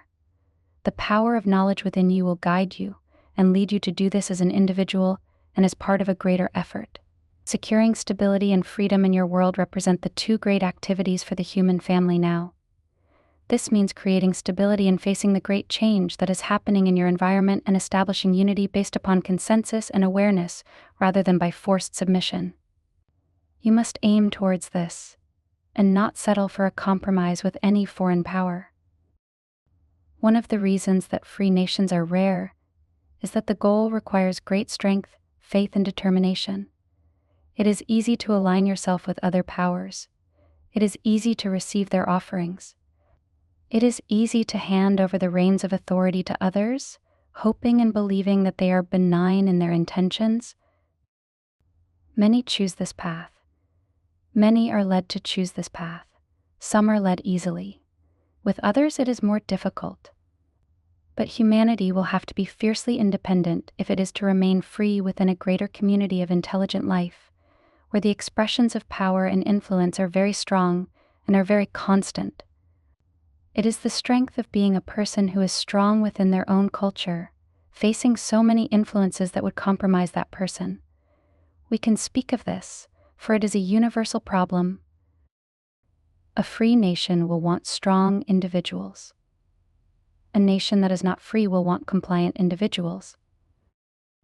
A free nation will support individual creativity and contribution. A nation that is not free will direct each person according to the design that has been given to them. A free nation will support the discovery and the experience of knowledge. A nation that is not free will never mention it, if it is aware of it at all. A free nation will seek to remain isolated in the universe and to support its self-sufficiency. A nation that is not free will seek whatever wealth and power it can gain from others and thus become intertwined with the intentions and the compromises wrought with other nations. A free nation will not attempt to gain access to other worlds to exploit their resources and to gain control over their inhabitants. A nation that is not free will do this within the boundaries of what is allowed within their region of space.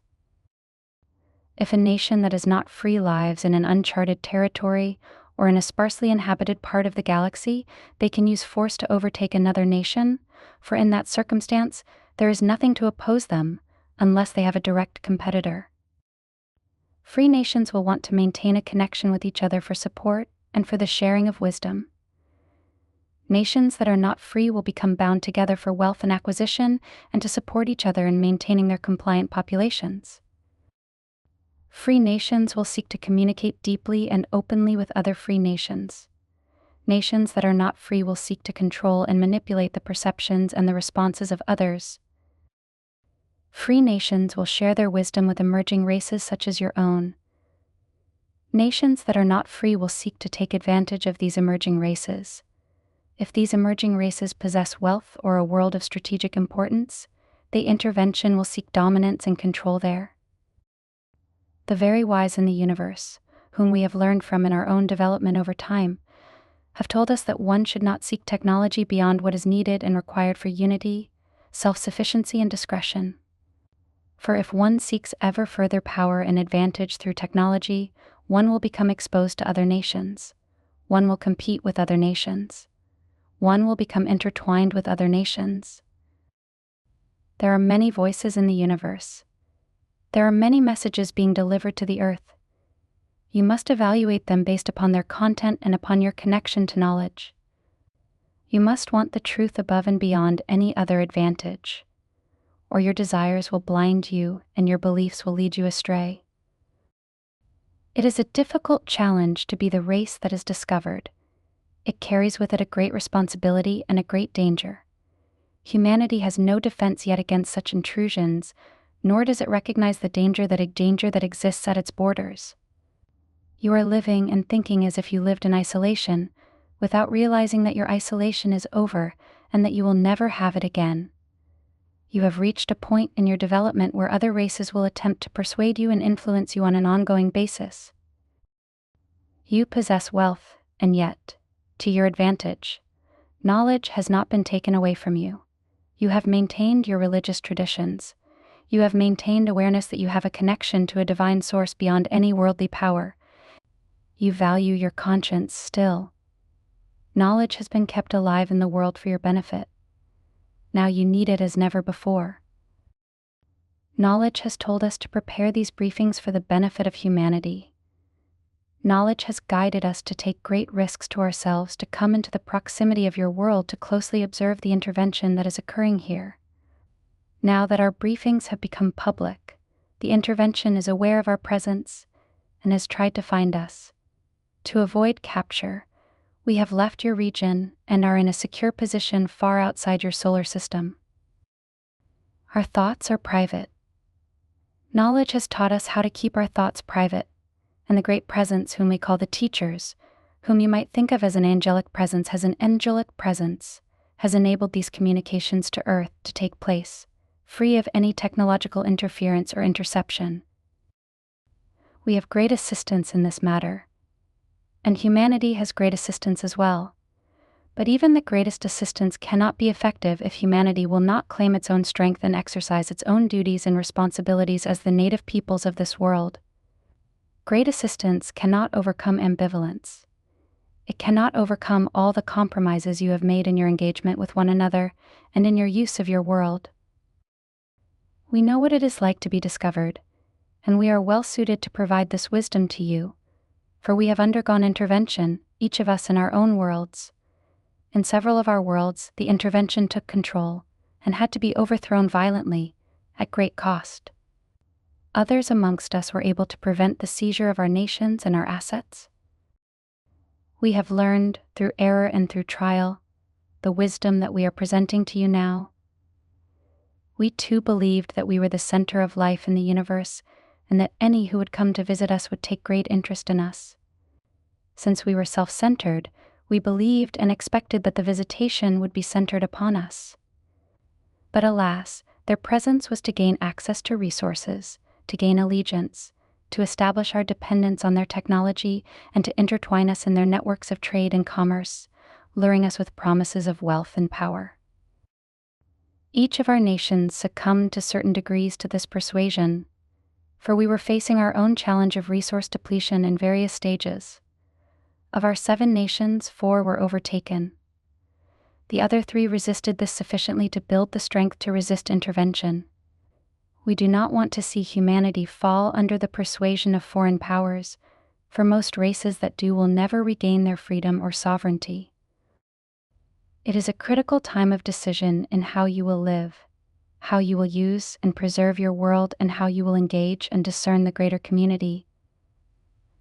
The wisdom that we provide here can be very helpful to you in understanding what you are facing beyond the borders of your world.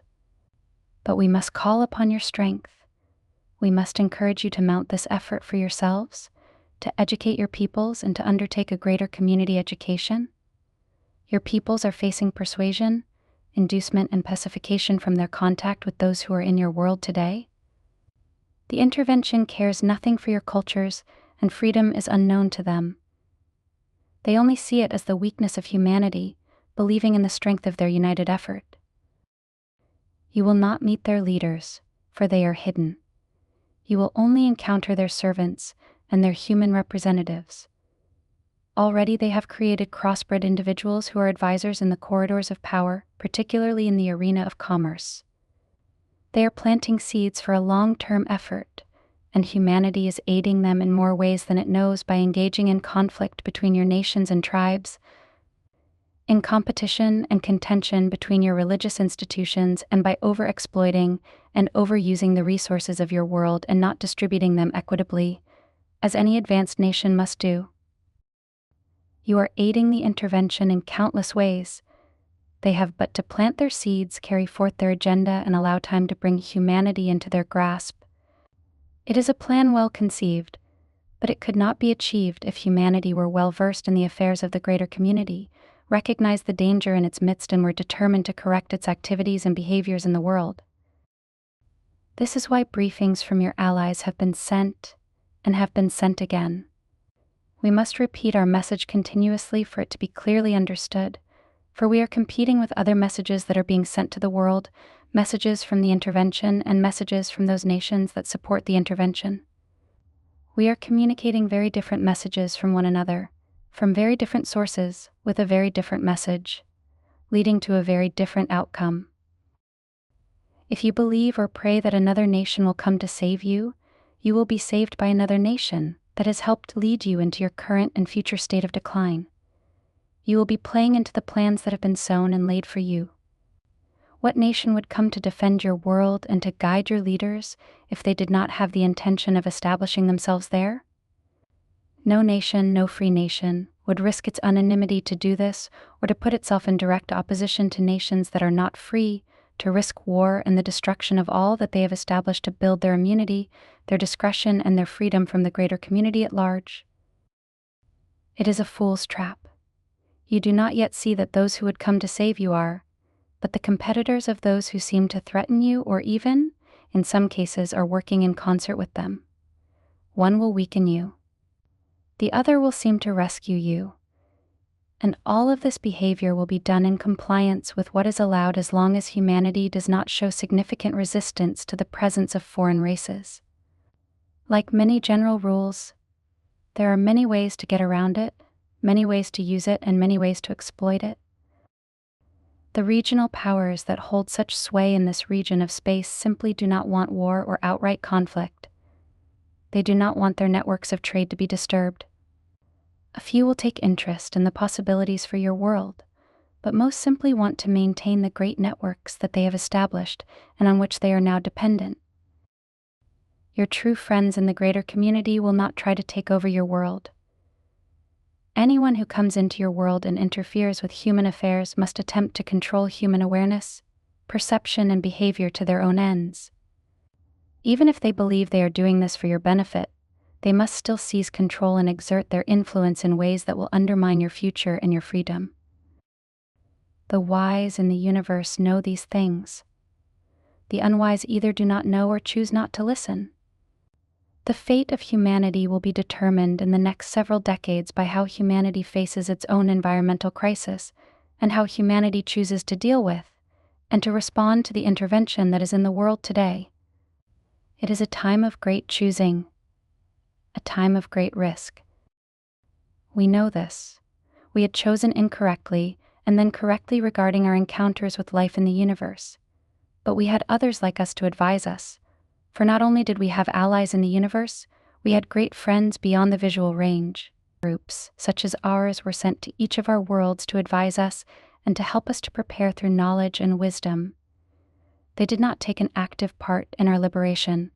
They were only mentoring us towards our freedom and educating us as to what freedom would require and how it could be achieved. Every individual in the universe who is intelligent has knowledge within them. But in a highly controlled environment, the possibility of this knowledge to be stimulated and to emerge becomes very, very small. We would consider life in these nations intolerable and extremely cruel. There you are just simply used as a resource to serve the existence and the survival of your group and the powers that lead you.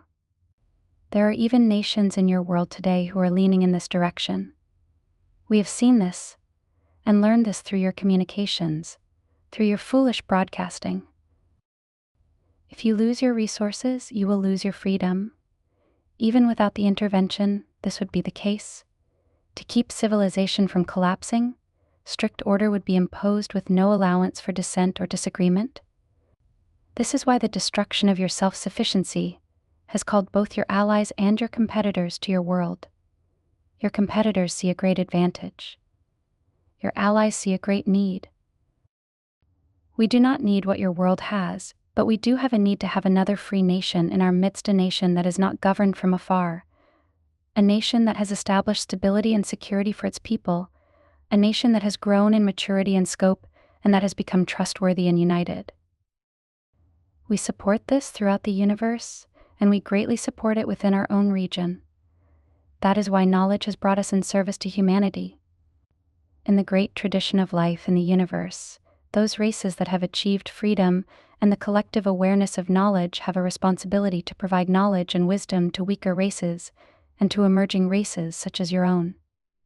Yet this provision must be undertaken without interference. That is one of the stipulations that is required. We can advise, but we cannot interfere if we are to pass this wisdom on to the peoples of the earth, and if we are to empower the peoples of the earth to become a strong and united race. This great heritage in the transmission of wisdom has been underway since before anyone's memory or awareness.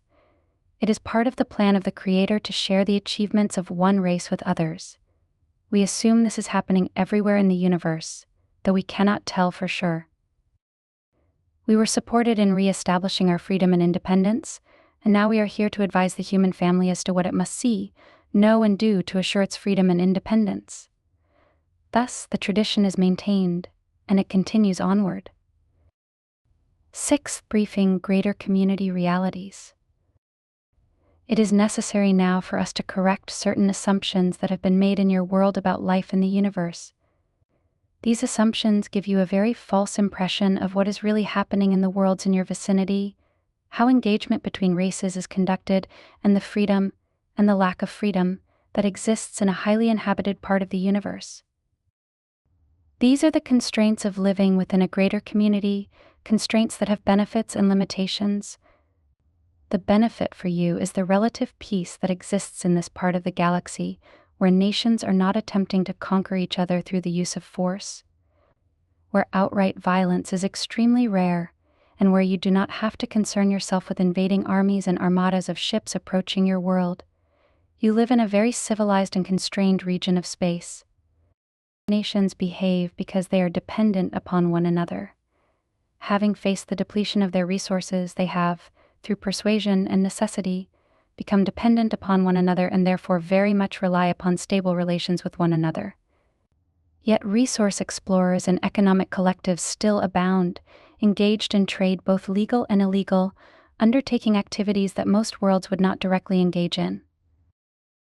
Within this region of space, you will not be able to travel freely should you escape the limits of your solar system. Trade routes are established and are maintained for those races that use them. Some are extremely private. Some are very large and engage with systems far outside this region. Here you cannot go wherever you want, and travel is relatively slow. Interdimensional travel has proven to be extremely dangerous. It has been the experience, in this part of the universe at least, that those who attempt it never return, for the portals are always moving and cannot be mapped or navigated reliably. Those who pass through them into another dimension find themselves either in someone else's territory or in a reality in which they cannot survive. There is a reason there are boundaries between these dimensions.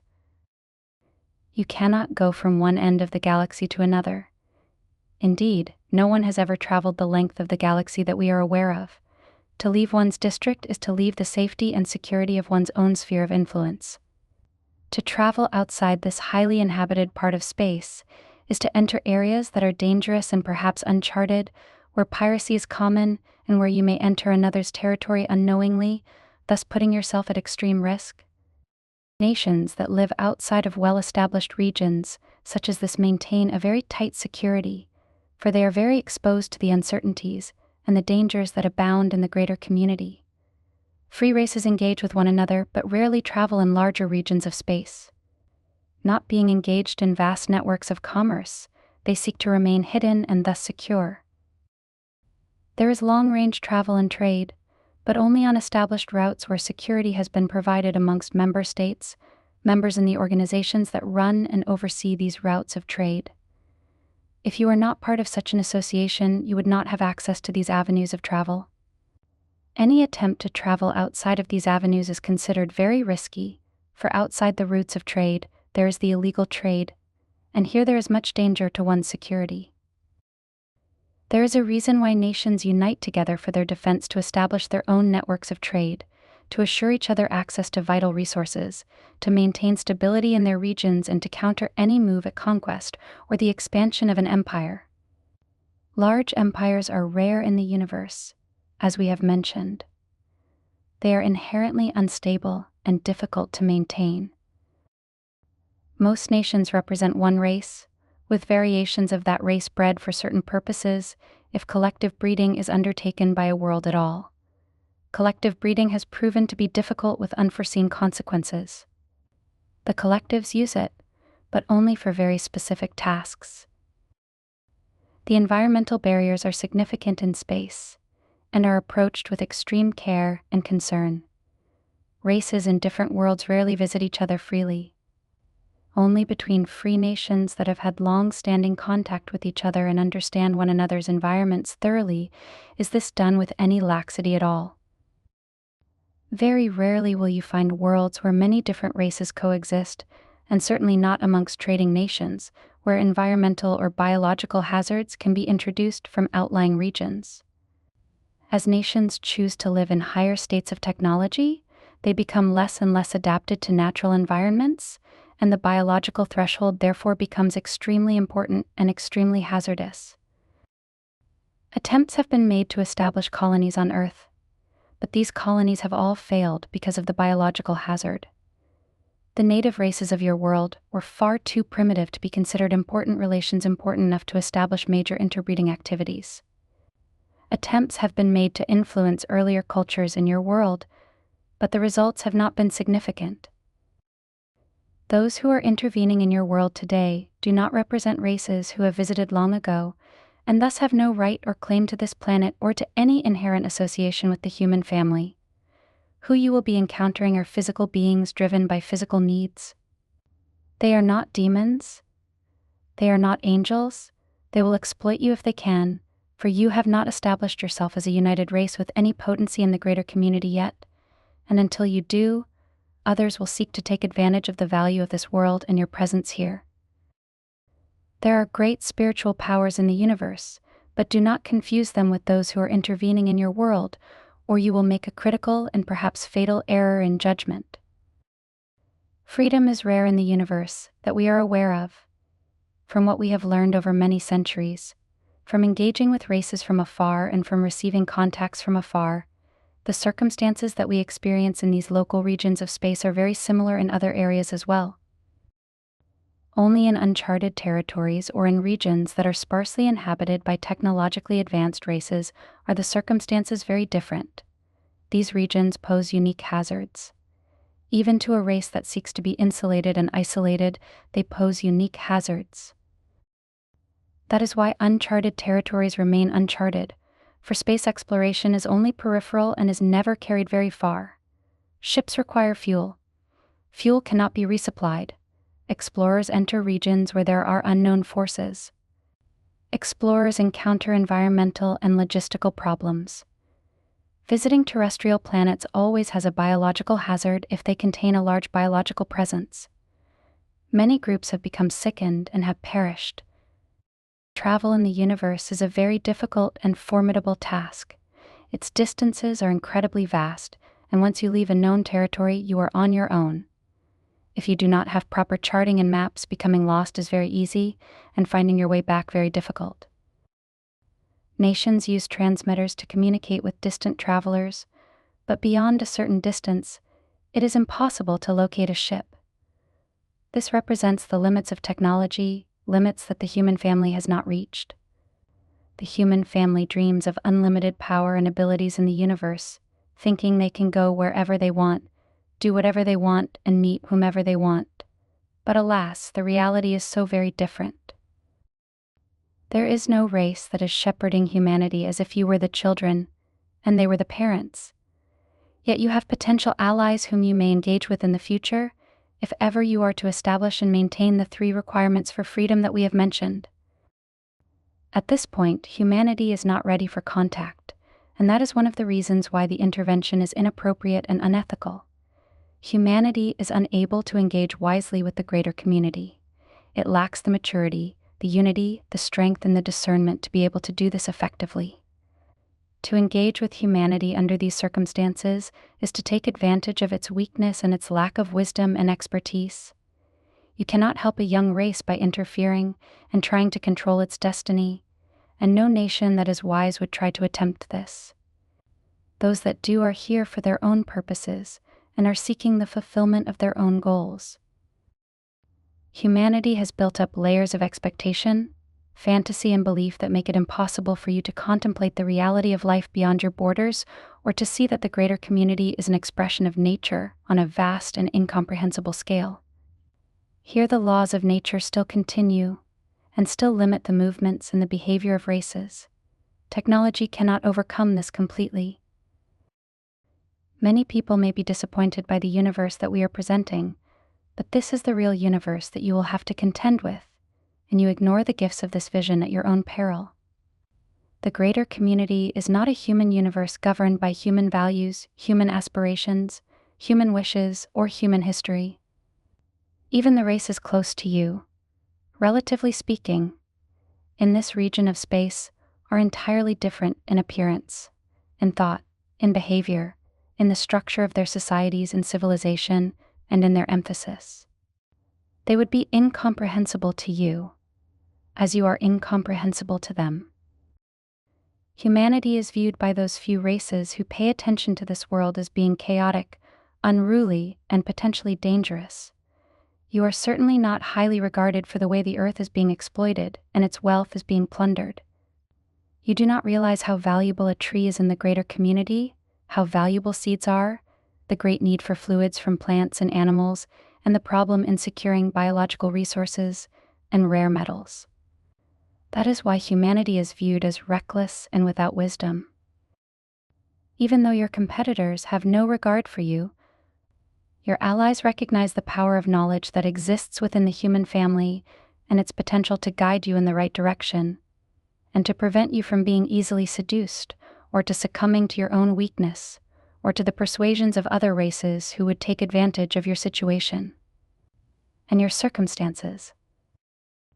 Your focus on war is entirely inappropriate in the greater community that you will encounter, where violence is extremely rare and is greatly suppressed. You will not be able to go out into the universe to exploit all the resources you have destroyed here on Earth without engaging yourself permanently in a complex network of trade and commerce, over which you will have little or no authority. These are some of the corrections that must be made if humanity is to approach the greater community objectively, utilizing your awareness of nature, your awareness of your own history, the history of intervention in your world, and what native peoples must do to establish their sovereignty and their self-determination amidst the presence of foreign and unanticipated powers. Do not think that your subjugation represents your destiny. Do not believe that another race will come and govern you with wisdom and compassion. Do not think that gaining ever higher levels of technology will assure you any greater advantage in the greater community. Beyond the requirements of establishing your unity, your self-sufficiency, and your discretion, technology becomes ever more hazardous. It begins to work against everything you have created for yourself. Your greatest defense against exploitive powers in the universe is your unity, your self-sufficiency, and your discretion. Certain levels of technology will have to be established to meet the needs of humanity in the future and to discern the presence of foreign visitors. But because you live in a well-inhabited region of space, you have certain advantages that prevent others from attempting to use force against you. As races evolve, they begin to realize that force is destructive and that persuasion is far more beneficial, though perhaps more time-consuming. This represents their strength and your weakness, but because knowledge is alive within you, this weakness can be overcome. The great opportunity for humanity is to finally achieve a state of unity, stability and security, security within and security without. Without this security, life is hazardous and continuously problematic and discordant. You are entering a period now within your own world where stability and inner security will become ever more important, supplanting your emphasis on growth and expansion, requiring different kinds of behavior and a far greater degree of cooperation and assistance within the human family. Adversity here is your ally if you can utilize it correctly. It is a decision not only for your leaders, but for your citizens as well. It is time for humanity to become mature, to enter into a more mature phase of its long history, to unite to establish a permanent and stable residence in this world, and to establish boundaries and discernment regarding your interaction with other races. If your emphasis on growth and expansion continues, you will move right into the greater community in the most vulnerable position you can imagine. We warn you against that. Our presence here is a reminder that there are races in the universe who are free, who have earned their freedom, and who have had to take great actions to restore their freedom whenever it has been threatened. The universe is a hazardous environment, but a maturing environment as well. You cannot be like adolescents functioning within this sophisticated environment. These words represent part of our gift to humanity, a gift of wisdom given without interference, given without manipulation, given without the effort to control or overtake human thought or behavior. It is a gift of incomparable value if you can receive it and apply it in your own world, in your own circumstances. The risks are immense. The requirements are great. You do not have a great deal of time to prepare for the greater community. Life is moving quickly. The earth is being overwhelmed. You are destroying your life-giving resources at a very fast rate. Therefore, you do not have much time, and we pray and trust that our guidance and counsel can be received as a gift of respect from our nations to yours, and that our intentions for you are clear and will not fall under suspicion. We have no design to engage with your world, for you are far from being ready for any real contact that would be beneficial to us. We do not seek what your world possesses, for we have attained self-sufficiency, which is perhaps the greatest achievement that any race can establish and maintain in the universe. Perhaps in the future we may share more of how we have established our societies, but for right now there are greater matters at hand. You have greater issues to attend to. You must promote human unity. You must encourage the cessation of war for the reasons we have given for the security of the world and its position within a greater community of intelligent life. Human unity, Self-sufficiency and discretion are necessary if humanity is to gain freedom from constant intrusion and intervention from the greater community. Here, humanity must establish its own rules of engagement regarding any visitation to this world and establish a boundary to space, over which humanity can preside. Humanity has been given by right and heritage dominance within this solar system as your natural sphere of influence, but beyond this you cannot extend yourself, nor should you, unless guided by knowledge and wisdom. These are recommendations and corrections. Heed them well, for they will serve you now. You cannot afford to indulge in fantasies and wishful thinking regarding the greater community in which you live. You must become strong and determined, and you must gain access to the deeper knowledge that is within you, that is free from error, and that cannot be persuaded by anything beyond the will and the power of the Creator of all life. It is this knowledge that will resonate with our words, and that will demonstrate to you our true intent and your great promise for the future. There are many voices speaking to the world. Knowledge will tell you what to listen to, but your connection to knowledge must be true, it must be deep, and it must be strong. You were born to live in these times and to face these challenges, so the Creator of all life has endowed you with knowledge that can lead you to do this correctly and effectively, both for the present and for the future. Freedom is difficult to achieve and to maintain, but its reward is beyond estimation. Never forget this. Your freedom, our freedom, and the possibility for freedom elsewhere represent the true expansion and evolution of life and the greatest promise and achievement for all who are living in this vast universe. 7th, Briefing Questions Answers. We are pleased to be able to respond to these questions, for we know they are important in giving you a greater understanding. You will need this understanding now, for the world is changing and your future and destiny is before you. It is our privilege to share this greater wisdom with you. We can only hope that it can be comprehended correctly and applied correctly, for such things can be misconstrued and grave error can arise from them. Let us begin now. How are you different from those forces who are intervening in the world today? We represent those free races in your region of space who still value individual freedom, and who have stayed out of the larger networks of trade and commerce conducted by nations that, though powerful, do not honor individual freedom and do not recognize the power of knowledge in the individual as a blessing and as a great resource. We come here not to intervene, but to share our wisdom and perspective that humanity will need now to proceed with greater certainty and greater strength and understanding in its engagement with life in the universe. You cannot give yourself this education. It cannot be taught in your universities or centers of learning. Therefore, it must be given to you by others who value your presence in the universe and do not want to see you fall under the persuasion and domination of foreign powers. Therefore, our intent is entirely different from that of the intervention. Our societies are entirely different. Our focus and our wisdom are entirely different. If you can understand that humanity must unite itself and gather its own strength and wisdom without foreign control, then you will understand why we are not intervening in the world, but instead only offering our wisdom, perspective, and guidance for you to use or not to use, as you so choose. What does the intervention want here on Earth? The intervention seeks to control this world and the world's peoples. It does this not only to meet its own goals of wealth and resource acquisition, but to serve larger powers who secretly will use the intervention to gain control of the world.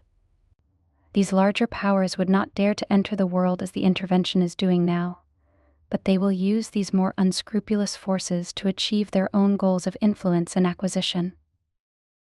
The intervention wants a compliant humanity. It does not want a rebellious humanity, for it could not manage that. The intervention wants humanity to work agreeably, believing in its goals, principles, and promises. These, of course, are false and deceiving, and it would be the gravest of errors if humanity were to follow these mandates.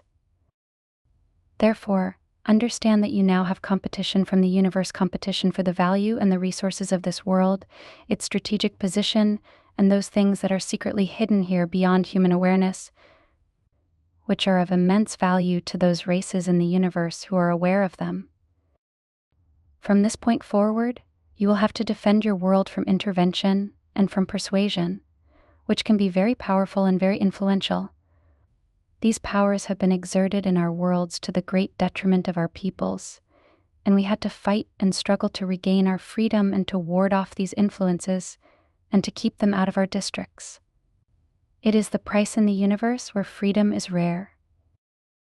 Freedom requires vigilance. Freedom requires great care and great discernment.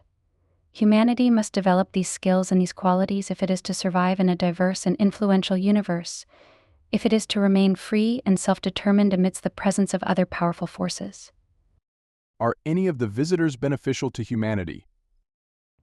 No one who is visiting your world now or in recent times is beneficial to humanity. They all represent competing forces vying for power and influence here. They are all part of the intervention, which is made up of more than one race. If you could understand your situation more thoroughly, then you would recognize that intervention in any form is detrimental to humanity, and that such intervention is being carried out for self-interest to gain control and to gain domination. No true ally of humanity would be in the world trying to manipulate human awareness, trying to control human behavior, trying to steer human destiny to its own ends. Therefore, you are facing an unequivocal situation. You do not have the burden of trying to tell friend from foe amongst those who are intervening in the world. That would be very difficult for you to do, given the powers of persuasion that are being placed upon humanity at this time. You have the benefit of facing a clear and unequivocal situation. Those who are visiting your world are here to manipulate and to deceive. They feel that their goals are correct and that they more than you could rule humanity beneficially. But that is according to their values, which does not esteem in any way individual freedom, nor does it value the greater qualities of the human nature and the achievements of humanity. Will anyone from space come to save humanity?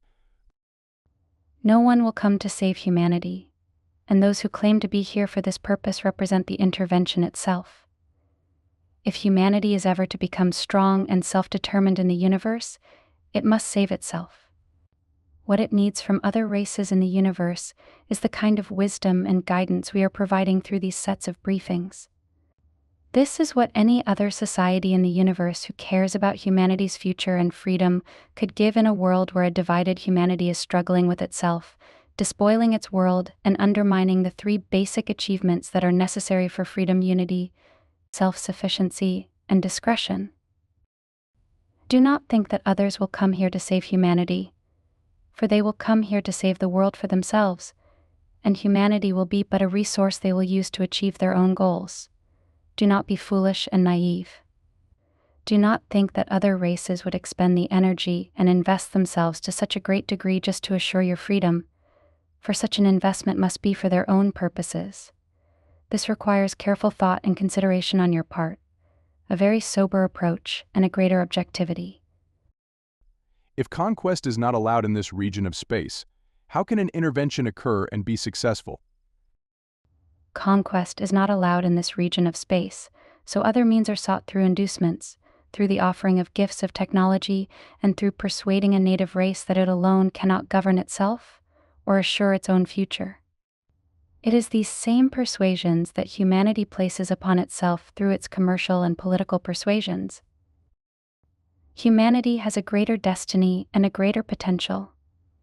Humanity can establish a sustainable use of this world.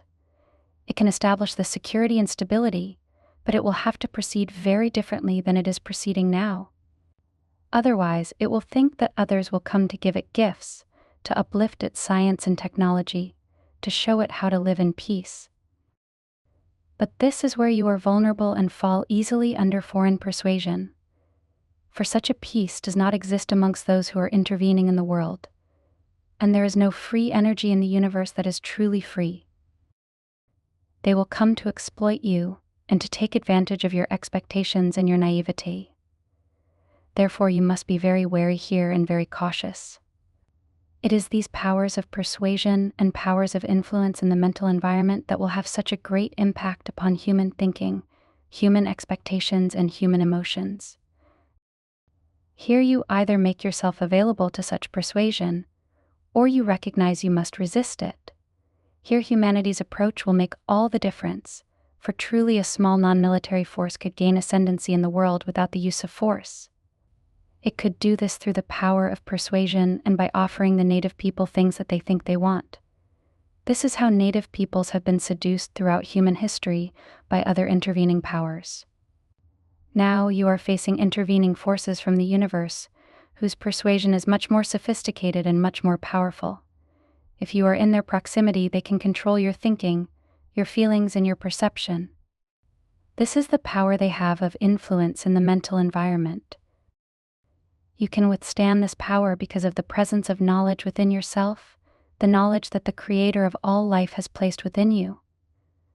For it cannot be persuaded, it cannot be deceived, and it cannot be corrupted.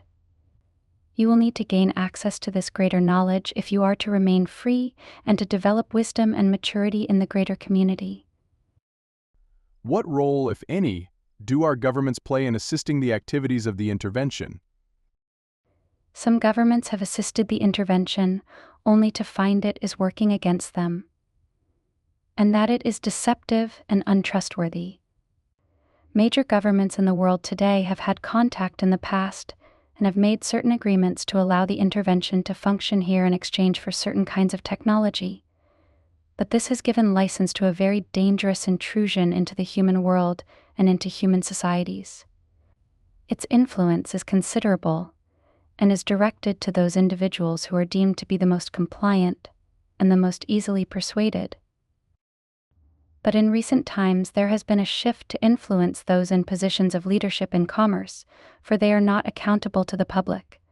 They are unelected and go largely unrecognized by the human population.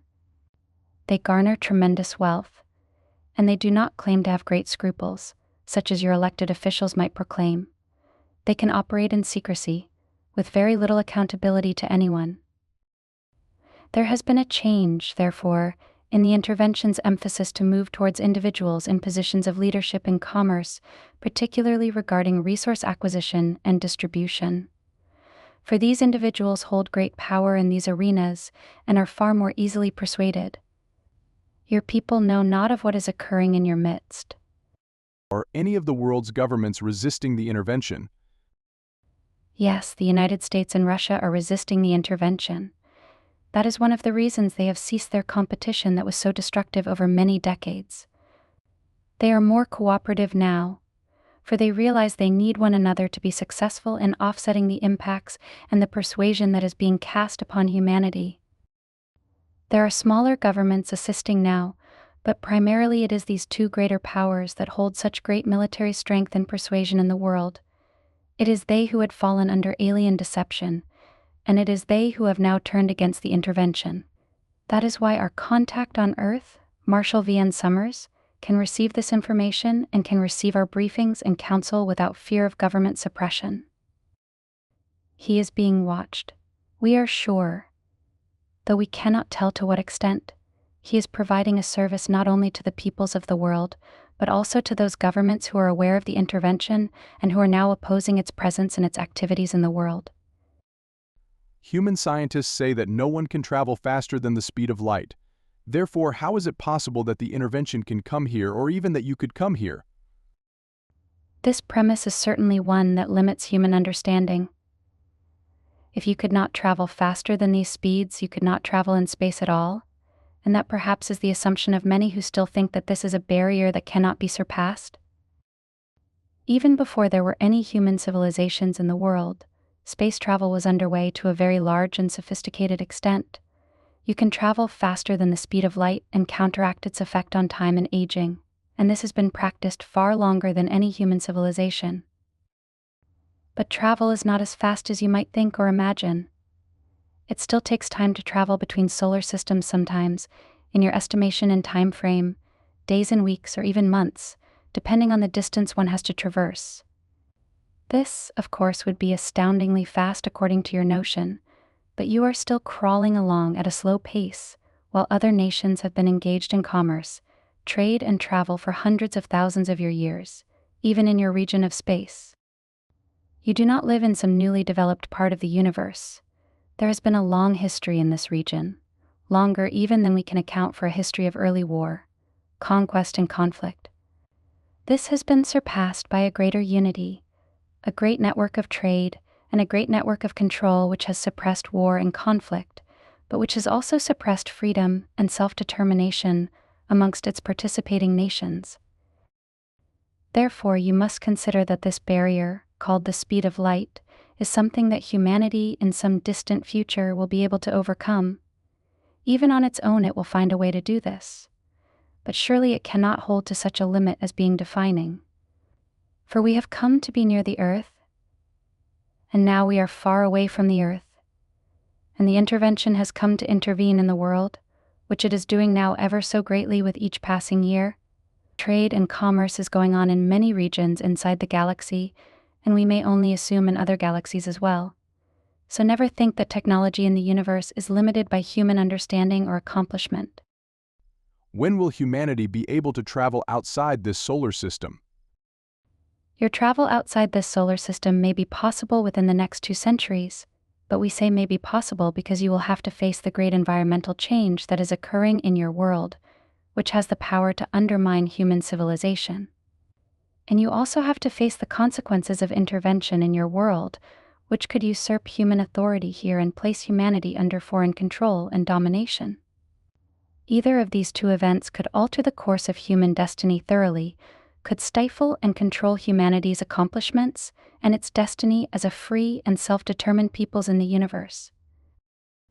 Therefore, there are great dangers facing you now, and that is why our briefings are so important, and why we have been called by greater spiritual powers to come to the earth to deliver our messages to a worthy world and a worthy people.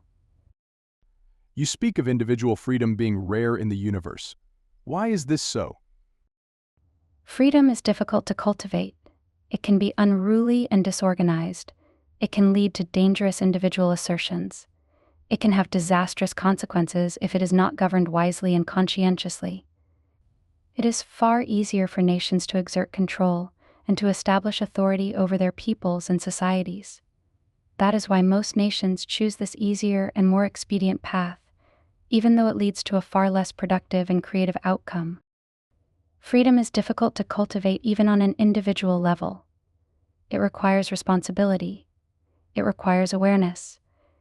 It requires wise governance and counsel. It requires a wise leadership and a willing and educated population. These things are all very challenging to establish, and that is why many nations choose the alternative route to stability. We believe, however, that the path of individual freedom leads to a stronger nation and to greater creativity and accomplishments amongst its citizens for the benefit of all. We believe that repressive societies, though they may be common in the universe, do not have this creativity and cannot benefit from the wisdom and the greater purpose that each person carries. Thus, their achievements are limited, and they tend to copy one another, for they are not creative. New technology, new wisdom, and new ways of creative social governance are not established in these nations. They are conservative, and they resist progressive thinking and progressive accomplishments. Here, humanity must see that it has one of 2 pathways to follow in establishing greater security and stability in the world. It will either create a repressive regime that will enforce order and stifle the creativity and freedom of individuals, or it will choose the more difficult path of establishing a freer, more creative, and more productive society. It is our hope and wish that humanity will choose the path of freedom and build the freedom that it has already established in many parts of the world. It has, of course, a long way to go in doing this, and it is not an easy task. But now, with the prospect of diminishing resources in the world and the presence of intervening, manipulative forces, humanity faces a great challenge in this regard. You can never take your freedom for granted in the universe. Freedom is a privilege and not merely a right. It must be built with strength and wisdom, and it must be protected with vigilance always. If you were caught by the intervention, what would happen to you, and would there be consequences for your own worlds? If we were to be caught by the intervening forces, We would be tortured and exposed to cruel punishment to extract from us any information that we might have. Our home worlds would be discerned, and great external pressure would be brought to bear upon the leaders of our nations regarding our presence and influence here in the world. For our worlds have established agreements of non-interference in regions outside of our own, and this is what gives us our autonomy, an autonomy that is always fragile and under scrutiny for the possibility of revision. According to our agreements, we are not allowed to be in the vicinity of your world giving such counsel, even if we are not directly intervening. But we are nearby, and our purpose is noble and worthy and guided by a greater source. So certainly we would be tortured and destroyed, those of us who are gathered for this purpose, and our worlds would come under greater scrutiny and tremendous pressure, and our contracts guaranteeing our autonomy would be threatened and challenged. This would be grave for our leadership, therefore we act with the greatest secrecy. That is why we do not describe our appearance. That is why we do not give our names, describe our worlds, or tell you where our worlds reside. It is of the utmost importance to us that these things remain secret. We have not even revealed them to our contact here on Earth. Nor would we do so, for any human mind can be interfered with, and its understanding can be extracted by those intervening forces in the world now. Therefore, you must understand the importance of discretion. That is why it is one of the 3 requirements for establishing and maintaining freedom in the universe: unity, self-sufficiency, and discretion. You are only at the beginning of learning about the power of the mental environment. You are only beginning to learn how other races can gain access to human wisdom and understanding. You are only beginning to realize how much your freedom will have to be guarded and protected if it is to be sustained in a universe where freedom is rare. The briefings state that the intervention is promoting human conflict. How does it do this? Can you give us an example of what you have seen so far? You have but to promote religious extremism and nationalism, and to convince the leaders and persuasive individuals that other peoples represent their enemy and a threat. You have only to project the images of spiritual saints and emissaries proclaiming the need to overcome adversaries. This is how the intervention can promote conflict in the world. The United States' engagement and its war in the nation of Iraq is a very good example of leaders being persuaded to do something that is utterly foolish, to engage in an intractable conflict with no certain outcome, committing so much of its resources, even risking world opinion to engage in this manner.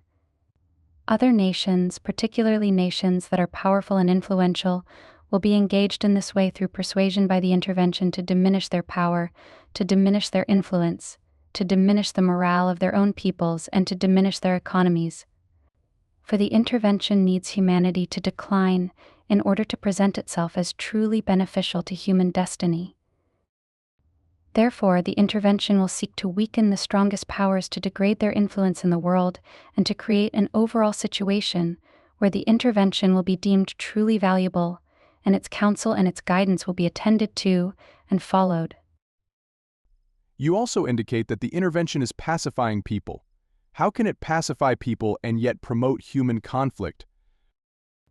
The intervention is pacifying certain populations: the young people, the educated, those who are spiritually inclined, those who could not be encouraged to wage war or conflict against others. Those who could be the greatest emissaries for the intervention will be pacified and directed. They will believe in the new leadership. They will believe that the intervention is here to save a struggling and declining humanity.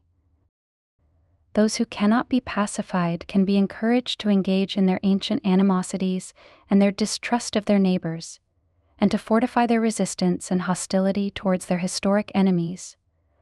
Lands can be contested. Resources will be contested increasingly. Even within nations, there will be groups who will arise, who will seek to destabilize and overtake those nations. Many groups will be governed by religious ideology, governed not only by the defaults of human nature, but also by the influence and guidance exerted by the intervention itself. Is the intervention manipulating food production or any other industries here on Earth? The intervention does not need to manipulate food production, as it is declining as a result of humanity's impact on your own environment. Other industries, such as the military industries that supply and support military efforts and military adventures, these are certainly being encouraged. There are forces encouraging human conflict. This represents the impact of the intervention. While there is an incentive for peace, there is also an incentive for conquest. That is why many nations are building their military capacity. At least they were when we were last in the vicinity of your world, and we must assume that this is continuing. This is not only the result of human mistrust and human fear. It also represents the impact of the intervention. The intervention is not threatened by your weapons. Only nuclear power and nuclear weapons threaten its existence here. And these things cannot be used without great consequence to the welfare and to the future of humanity. The intervention is using power in the mental environment, the powers of persuasion, powers which humanity is only beginning to discern and to understand. Humanity still thinks that military power will determine its fate and its future, but in a universe of greater skill and greater influence, this will not prove to be effective. This represents a new threshold of learning and accomplishment for the human family. Can you reveal where the intervention bases on Earth are so that we can shut them down? We do not have full knowledge of this. Certainly, the first bases were established in the oceans and shallow waters, away from the presence of human military forces in the Arctic regions and in areas where there is no military establishment. Bases underground, which are far more difficult to establish, have been built in mountain regions. Transmitters have been established in mountain regions, which have cities at their base transmitters to affect the mental environment and pacify the public. This represents one of the efforts of the intervention. We do not know where all of these transmitters have been placed, but we do know they are being used. We do not know where all the bases have been established, particularly on land. We were never near enough to the surface of the earth to be able to witness these things ourselves, and can only understand their existence by deciphering the transmissions of the intervention. Yet it is enough for you to know that such bases exist here, and that there is a significant alien presence in the world. It is not a military presence. It represents the skillful use of commercial forces by those who have gained power and influence in the mental environment. You will have to change your understanding of the use of power to realize how strong an influence this is, and how much more effective it is towards establishing your goals and priorities than the exertion of military power. The exertion of military power is restrained in your world, and it is greatly suppressed in this part of the galaxy. If the intervention is overcome, what should humanity do with all the individuals who are a result of the hybridization program? If the intervention can be overcome, you will face future interventions. But regarding the presence of such individuals, you will have to reincorporate them into the human society, and that will require a great investment of time and energy. These individuals will actually be able to be beneficial participants in society, but their understanding and the influences upon them will have to change remarkably. Some could become wise seers, but it is their allegiance to humanity that will have to be fully established, and they will have to learn to shield themselves from the effects of the intervention, which can influence them even if the intervention is not present in the world. For in space, influence in the mental environment can accrue over vast distances. Once influence has been established, this can take place. This will be a challenge.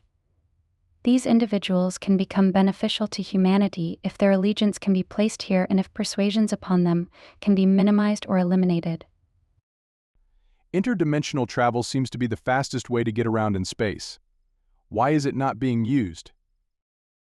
Interdimensional travel, though greatly promising, has proven to be disastrous, for you cannot control your re-entry, and even if you could find one of the portals, which are constantly in motion, you would not be able to ascertain where you would emerge into what kind of physical environment or physical condition you would find yourself.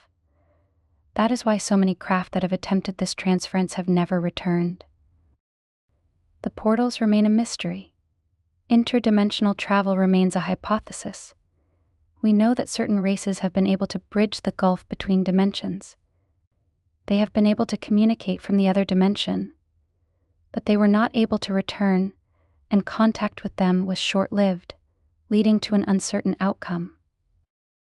Humanity hopes and believes that such things will be available to it, so that it can travel anywhere it wants, to move across the galaxy in an instant, to emerge in any environment. But the reality of the greater community will change these notions, will temper your ambitions, and will show you a very different reality than the one that you imagine for yourself. Even if you could emerge through such travel, you would end up in the vicinity of foreign worlds with whom you do not have relations, or in physical environments that are entirely hazardous. You would have no way of charting a corridor route there, unless you had allies existing in that region. And such alliances would be very difficult to establish, for no race wants to be intruded upon by races from afar in this manner. This would be a challenge to their security and to their network of local trade. They would be greatly threatened by the appearance of a foreign race with whom they had no history or relations. You have but to think of these things more carefully, more objectively, to see and to understand what we are conveying to you. This requires a serious consideration. Otherwise, you will continue to indulge in fantasies of high technology and instantaneous space travel. But you will have to face a very different reality as you emerge into a greater community of life. Many people here on Earth would love to travel to other worlds and meet other races there, yet you indicate that this would be very limited. Why is this the case? Most nations do not welcome visitation unless it is from those who are its long-standing trading partners, and even here visitation will be limited, for societies do not want to be influenced by other societies. Certainly any free nation would not be welcome to visit a nation that is not free. Then there is the problem of biological contamination. We can think of no world where humanity would be welcome at all, given the biological reality of your world and the tremendous threat it could impose upon a foreign world. They are not prepared to deal with the innumerable biological agents and influences that exist here, and to receive an emissary from Earth would be a very challenging prospect for them. If they were not a free society, they would not be interested in your individual expressions. They would be threatened by your music and your art. They would not want these influences to be exerted upon their cultures. They would not want their own populations to witness you or to understand you, for in this you would be a great threat to them and to all they have invested in establishing their highly controlled societies. You would not be able to reach other nations because you would have to cross territories owned by others. You would have to use trade routes governed by trading authorities. You would have to make agreements and compromises. You would have to come to terms with many other powers just to travel freely in this region of space. If you traveled outside these established routes, you would always face the danger of piracy. You would also face the danger of becoming lost. Even amongst our worlds, we would not welcome human visitation at this time, for you are not yet wise enough, united enough, or discerning enough for us to establish active relations with you. That is why no one should be intervening in the world. No one should be attempting to establish relations with the human family, and those that do are here for their own purposes, to establish their own quest for power and domination. You, who are naive and do not understand the realities of life and travel in the universe, have yet to see these things clearly. But if you think carefully about this, you will understand. There are nations even within your own world that you could not visit freely at this moment because they are not free, because they would not welcome your influence and your presence in their midst. Though such nations are few, their examples serve to illustrate what we are saying. The universe is far more diverse, and its societies are far more different from one another than anything you have established here on Earth. Races are far more different from each other, and trust in relations can take a very long time to establish and is always maintained with great scrutiny and care. This represents the reality that you will face as you emerge into this larger arena of life. It appears very likely that we will run out of at least some of our essential resources in the near future. How can human civilization continue if we do not receive technology and assistance from our neighbors in space? If you seek to gain technology and assistance, you will be drawn into the persuasions, requirements, and the commercial trade networks of other nations. They will limit your freedom. They will limit what you can do here on Earth. They will influence the kind of societies you will create in the future and will greatly limit the freedom allowed your citizens. You would give up so much for this technology and assistance. You do not yet realize what a great loss this would be, and how much humanity would lose in the exchange. You have enough here on Earth if humanity will govern itself wisely and if nations will cooperate sufficiently to preserve the resources of the world and to use them in a sustainable manner. You will need to build new technology, but even more than technology, you will need the will and the cooperation to do this. Over time, humanity will have to find beneficial and humane ways of limiting its population and limiting its consumption. It would be a very different world than the world you live in today, which is based upon the desire and the expectation of endless growth and expansion. To be self-sufficient is one of the requirements for freedom. For humanity to be self-sufficient in this world would require a very different creation of society and a very different set of priorities for your leaders and your citizens. What will bring about this great change but necessity itself? You are facing great change in the world, great environmental change, great change that all advancing technological societies have had to face or will have to face inevitably in their evolution. It is how you recognize and prepare for this, how you respond to this, and what kind of society you build, whether it be free or repressive, that will determine the future of human existence in this world. Are there many worlds such as ours in space? There are many worlds that have been stripped of their natural resources and have become barren as a result. Certainly terrestrial worlds such as yours are rare. Maybe 1 out of 5 or 6,000 planets contain the biological diversity that you enjoy and take for granted here in your world. That still accounts for many planets in the universe. But such planets are always occupied, are always valued, and the native races always have to defend their rights, their privileges, and their stewardship as they begin to emerge into the greater community. Terrestrial planets create biological hazards for visitors. And that is why colonization is usually attempted once the native race has either established a usable network that the visitors can use, such as is the case here on Earth, or have destroyed themselves through conflict and war, leaving an open door for intervention to occur, even military intervention. Military intervention is allowed in this region of space under such conditions. This represents part of the ethics of contact that are assumed and are practiced by many nations in this part of the greater community. Many people conclude that the visitors are beneficial because they haven't already attacked us and taken over. What would you say to this? The intervention is not here to attack humanity, but to persuade humanity. The intervention needs a compliant humanity to work for it and to engage with it to become part of its collective. This assumption that humanity would be attacked and overtaken is entirely wrong. It is how you view gaining access to new lands and new resources. But even in your modern world, economic, more than military, forces are used to gain acquisition to resources. And this is what is happening to the world regarding its relations in space.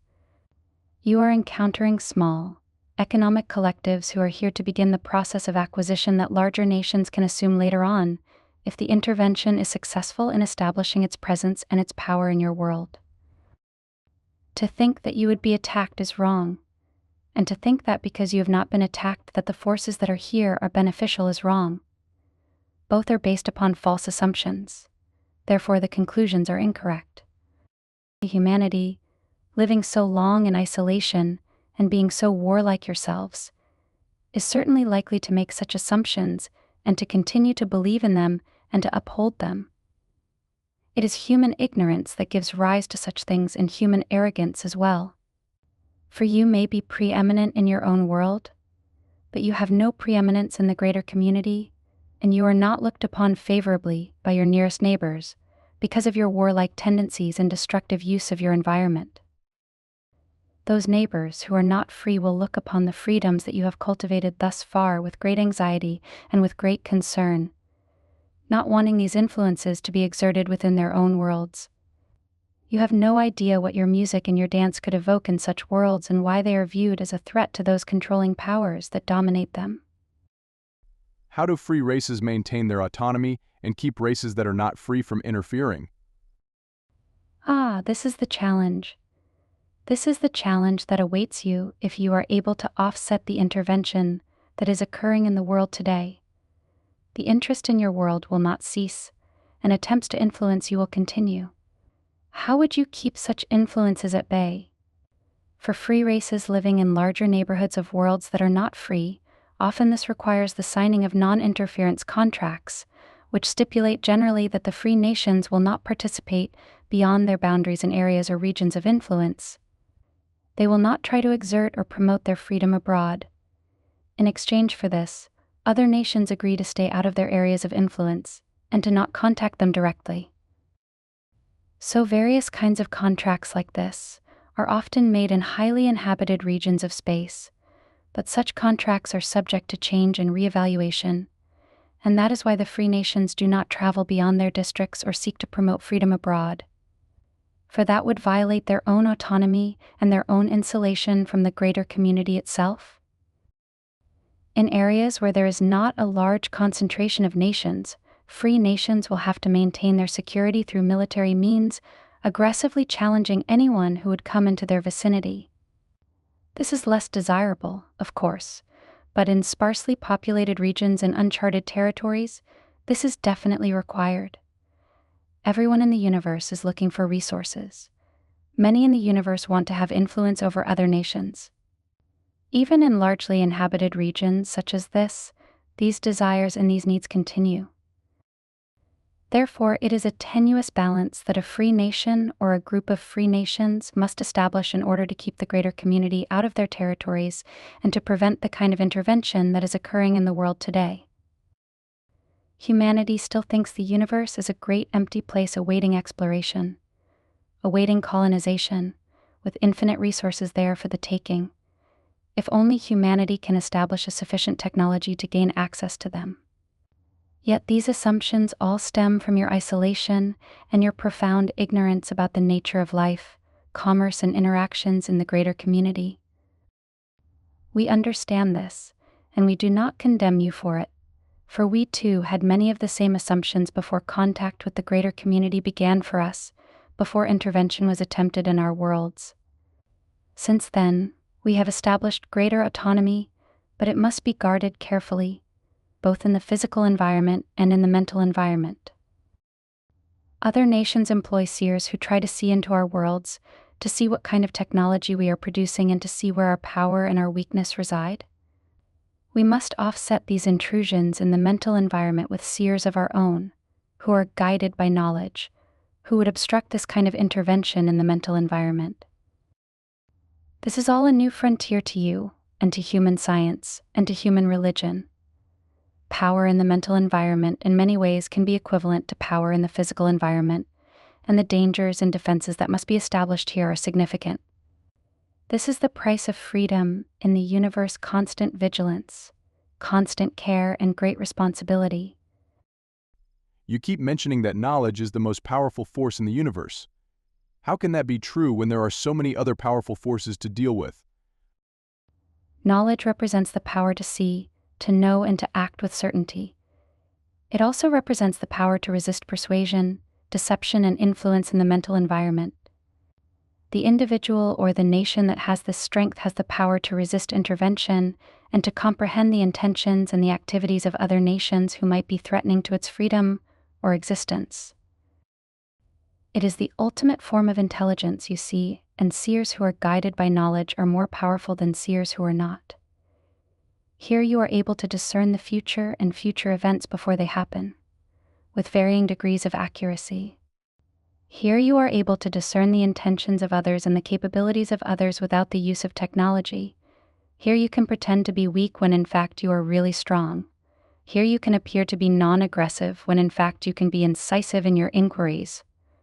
Here you can be well protected and well defended without requiring a great military force or infrastructure.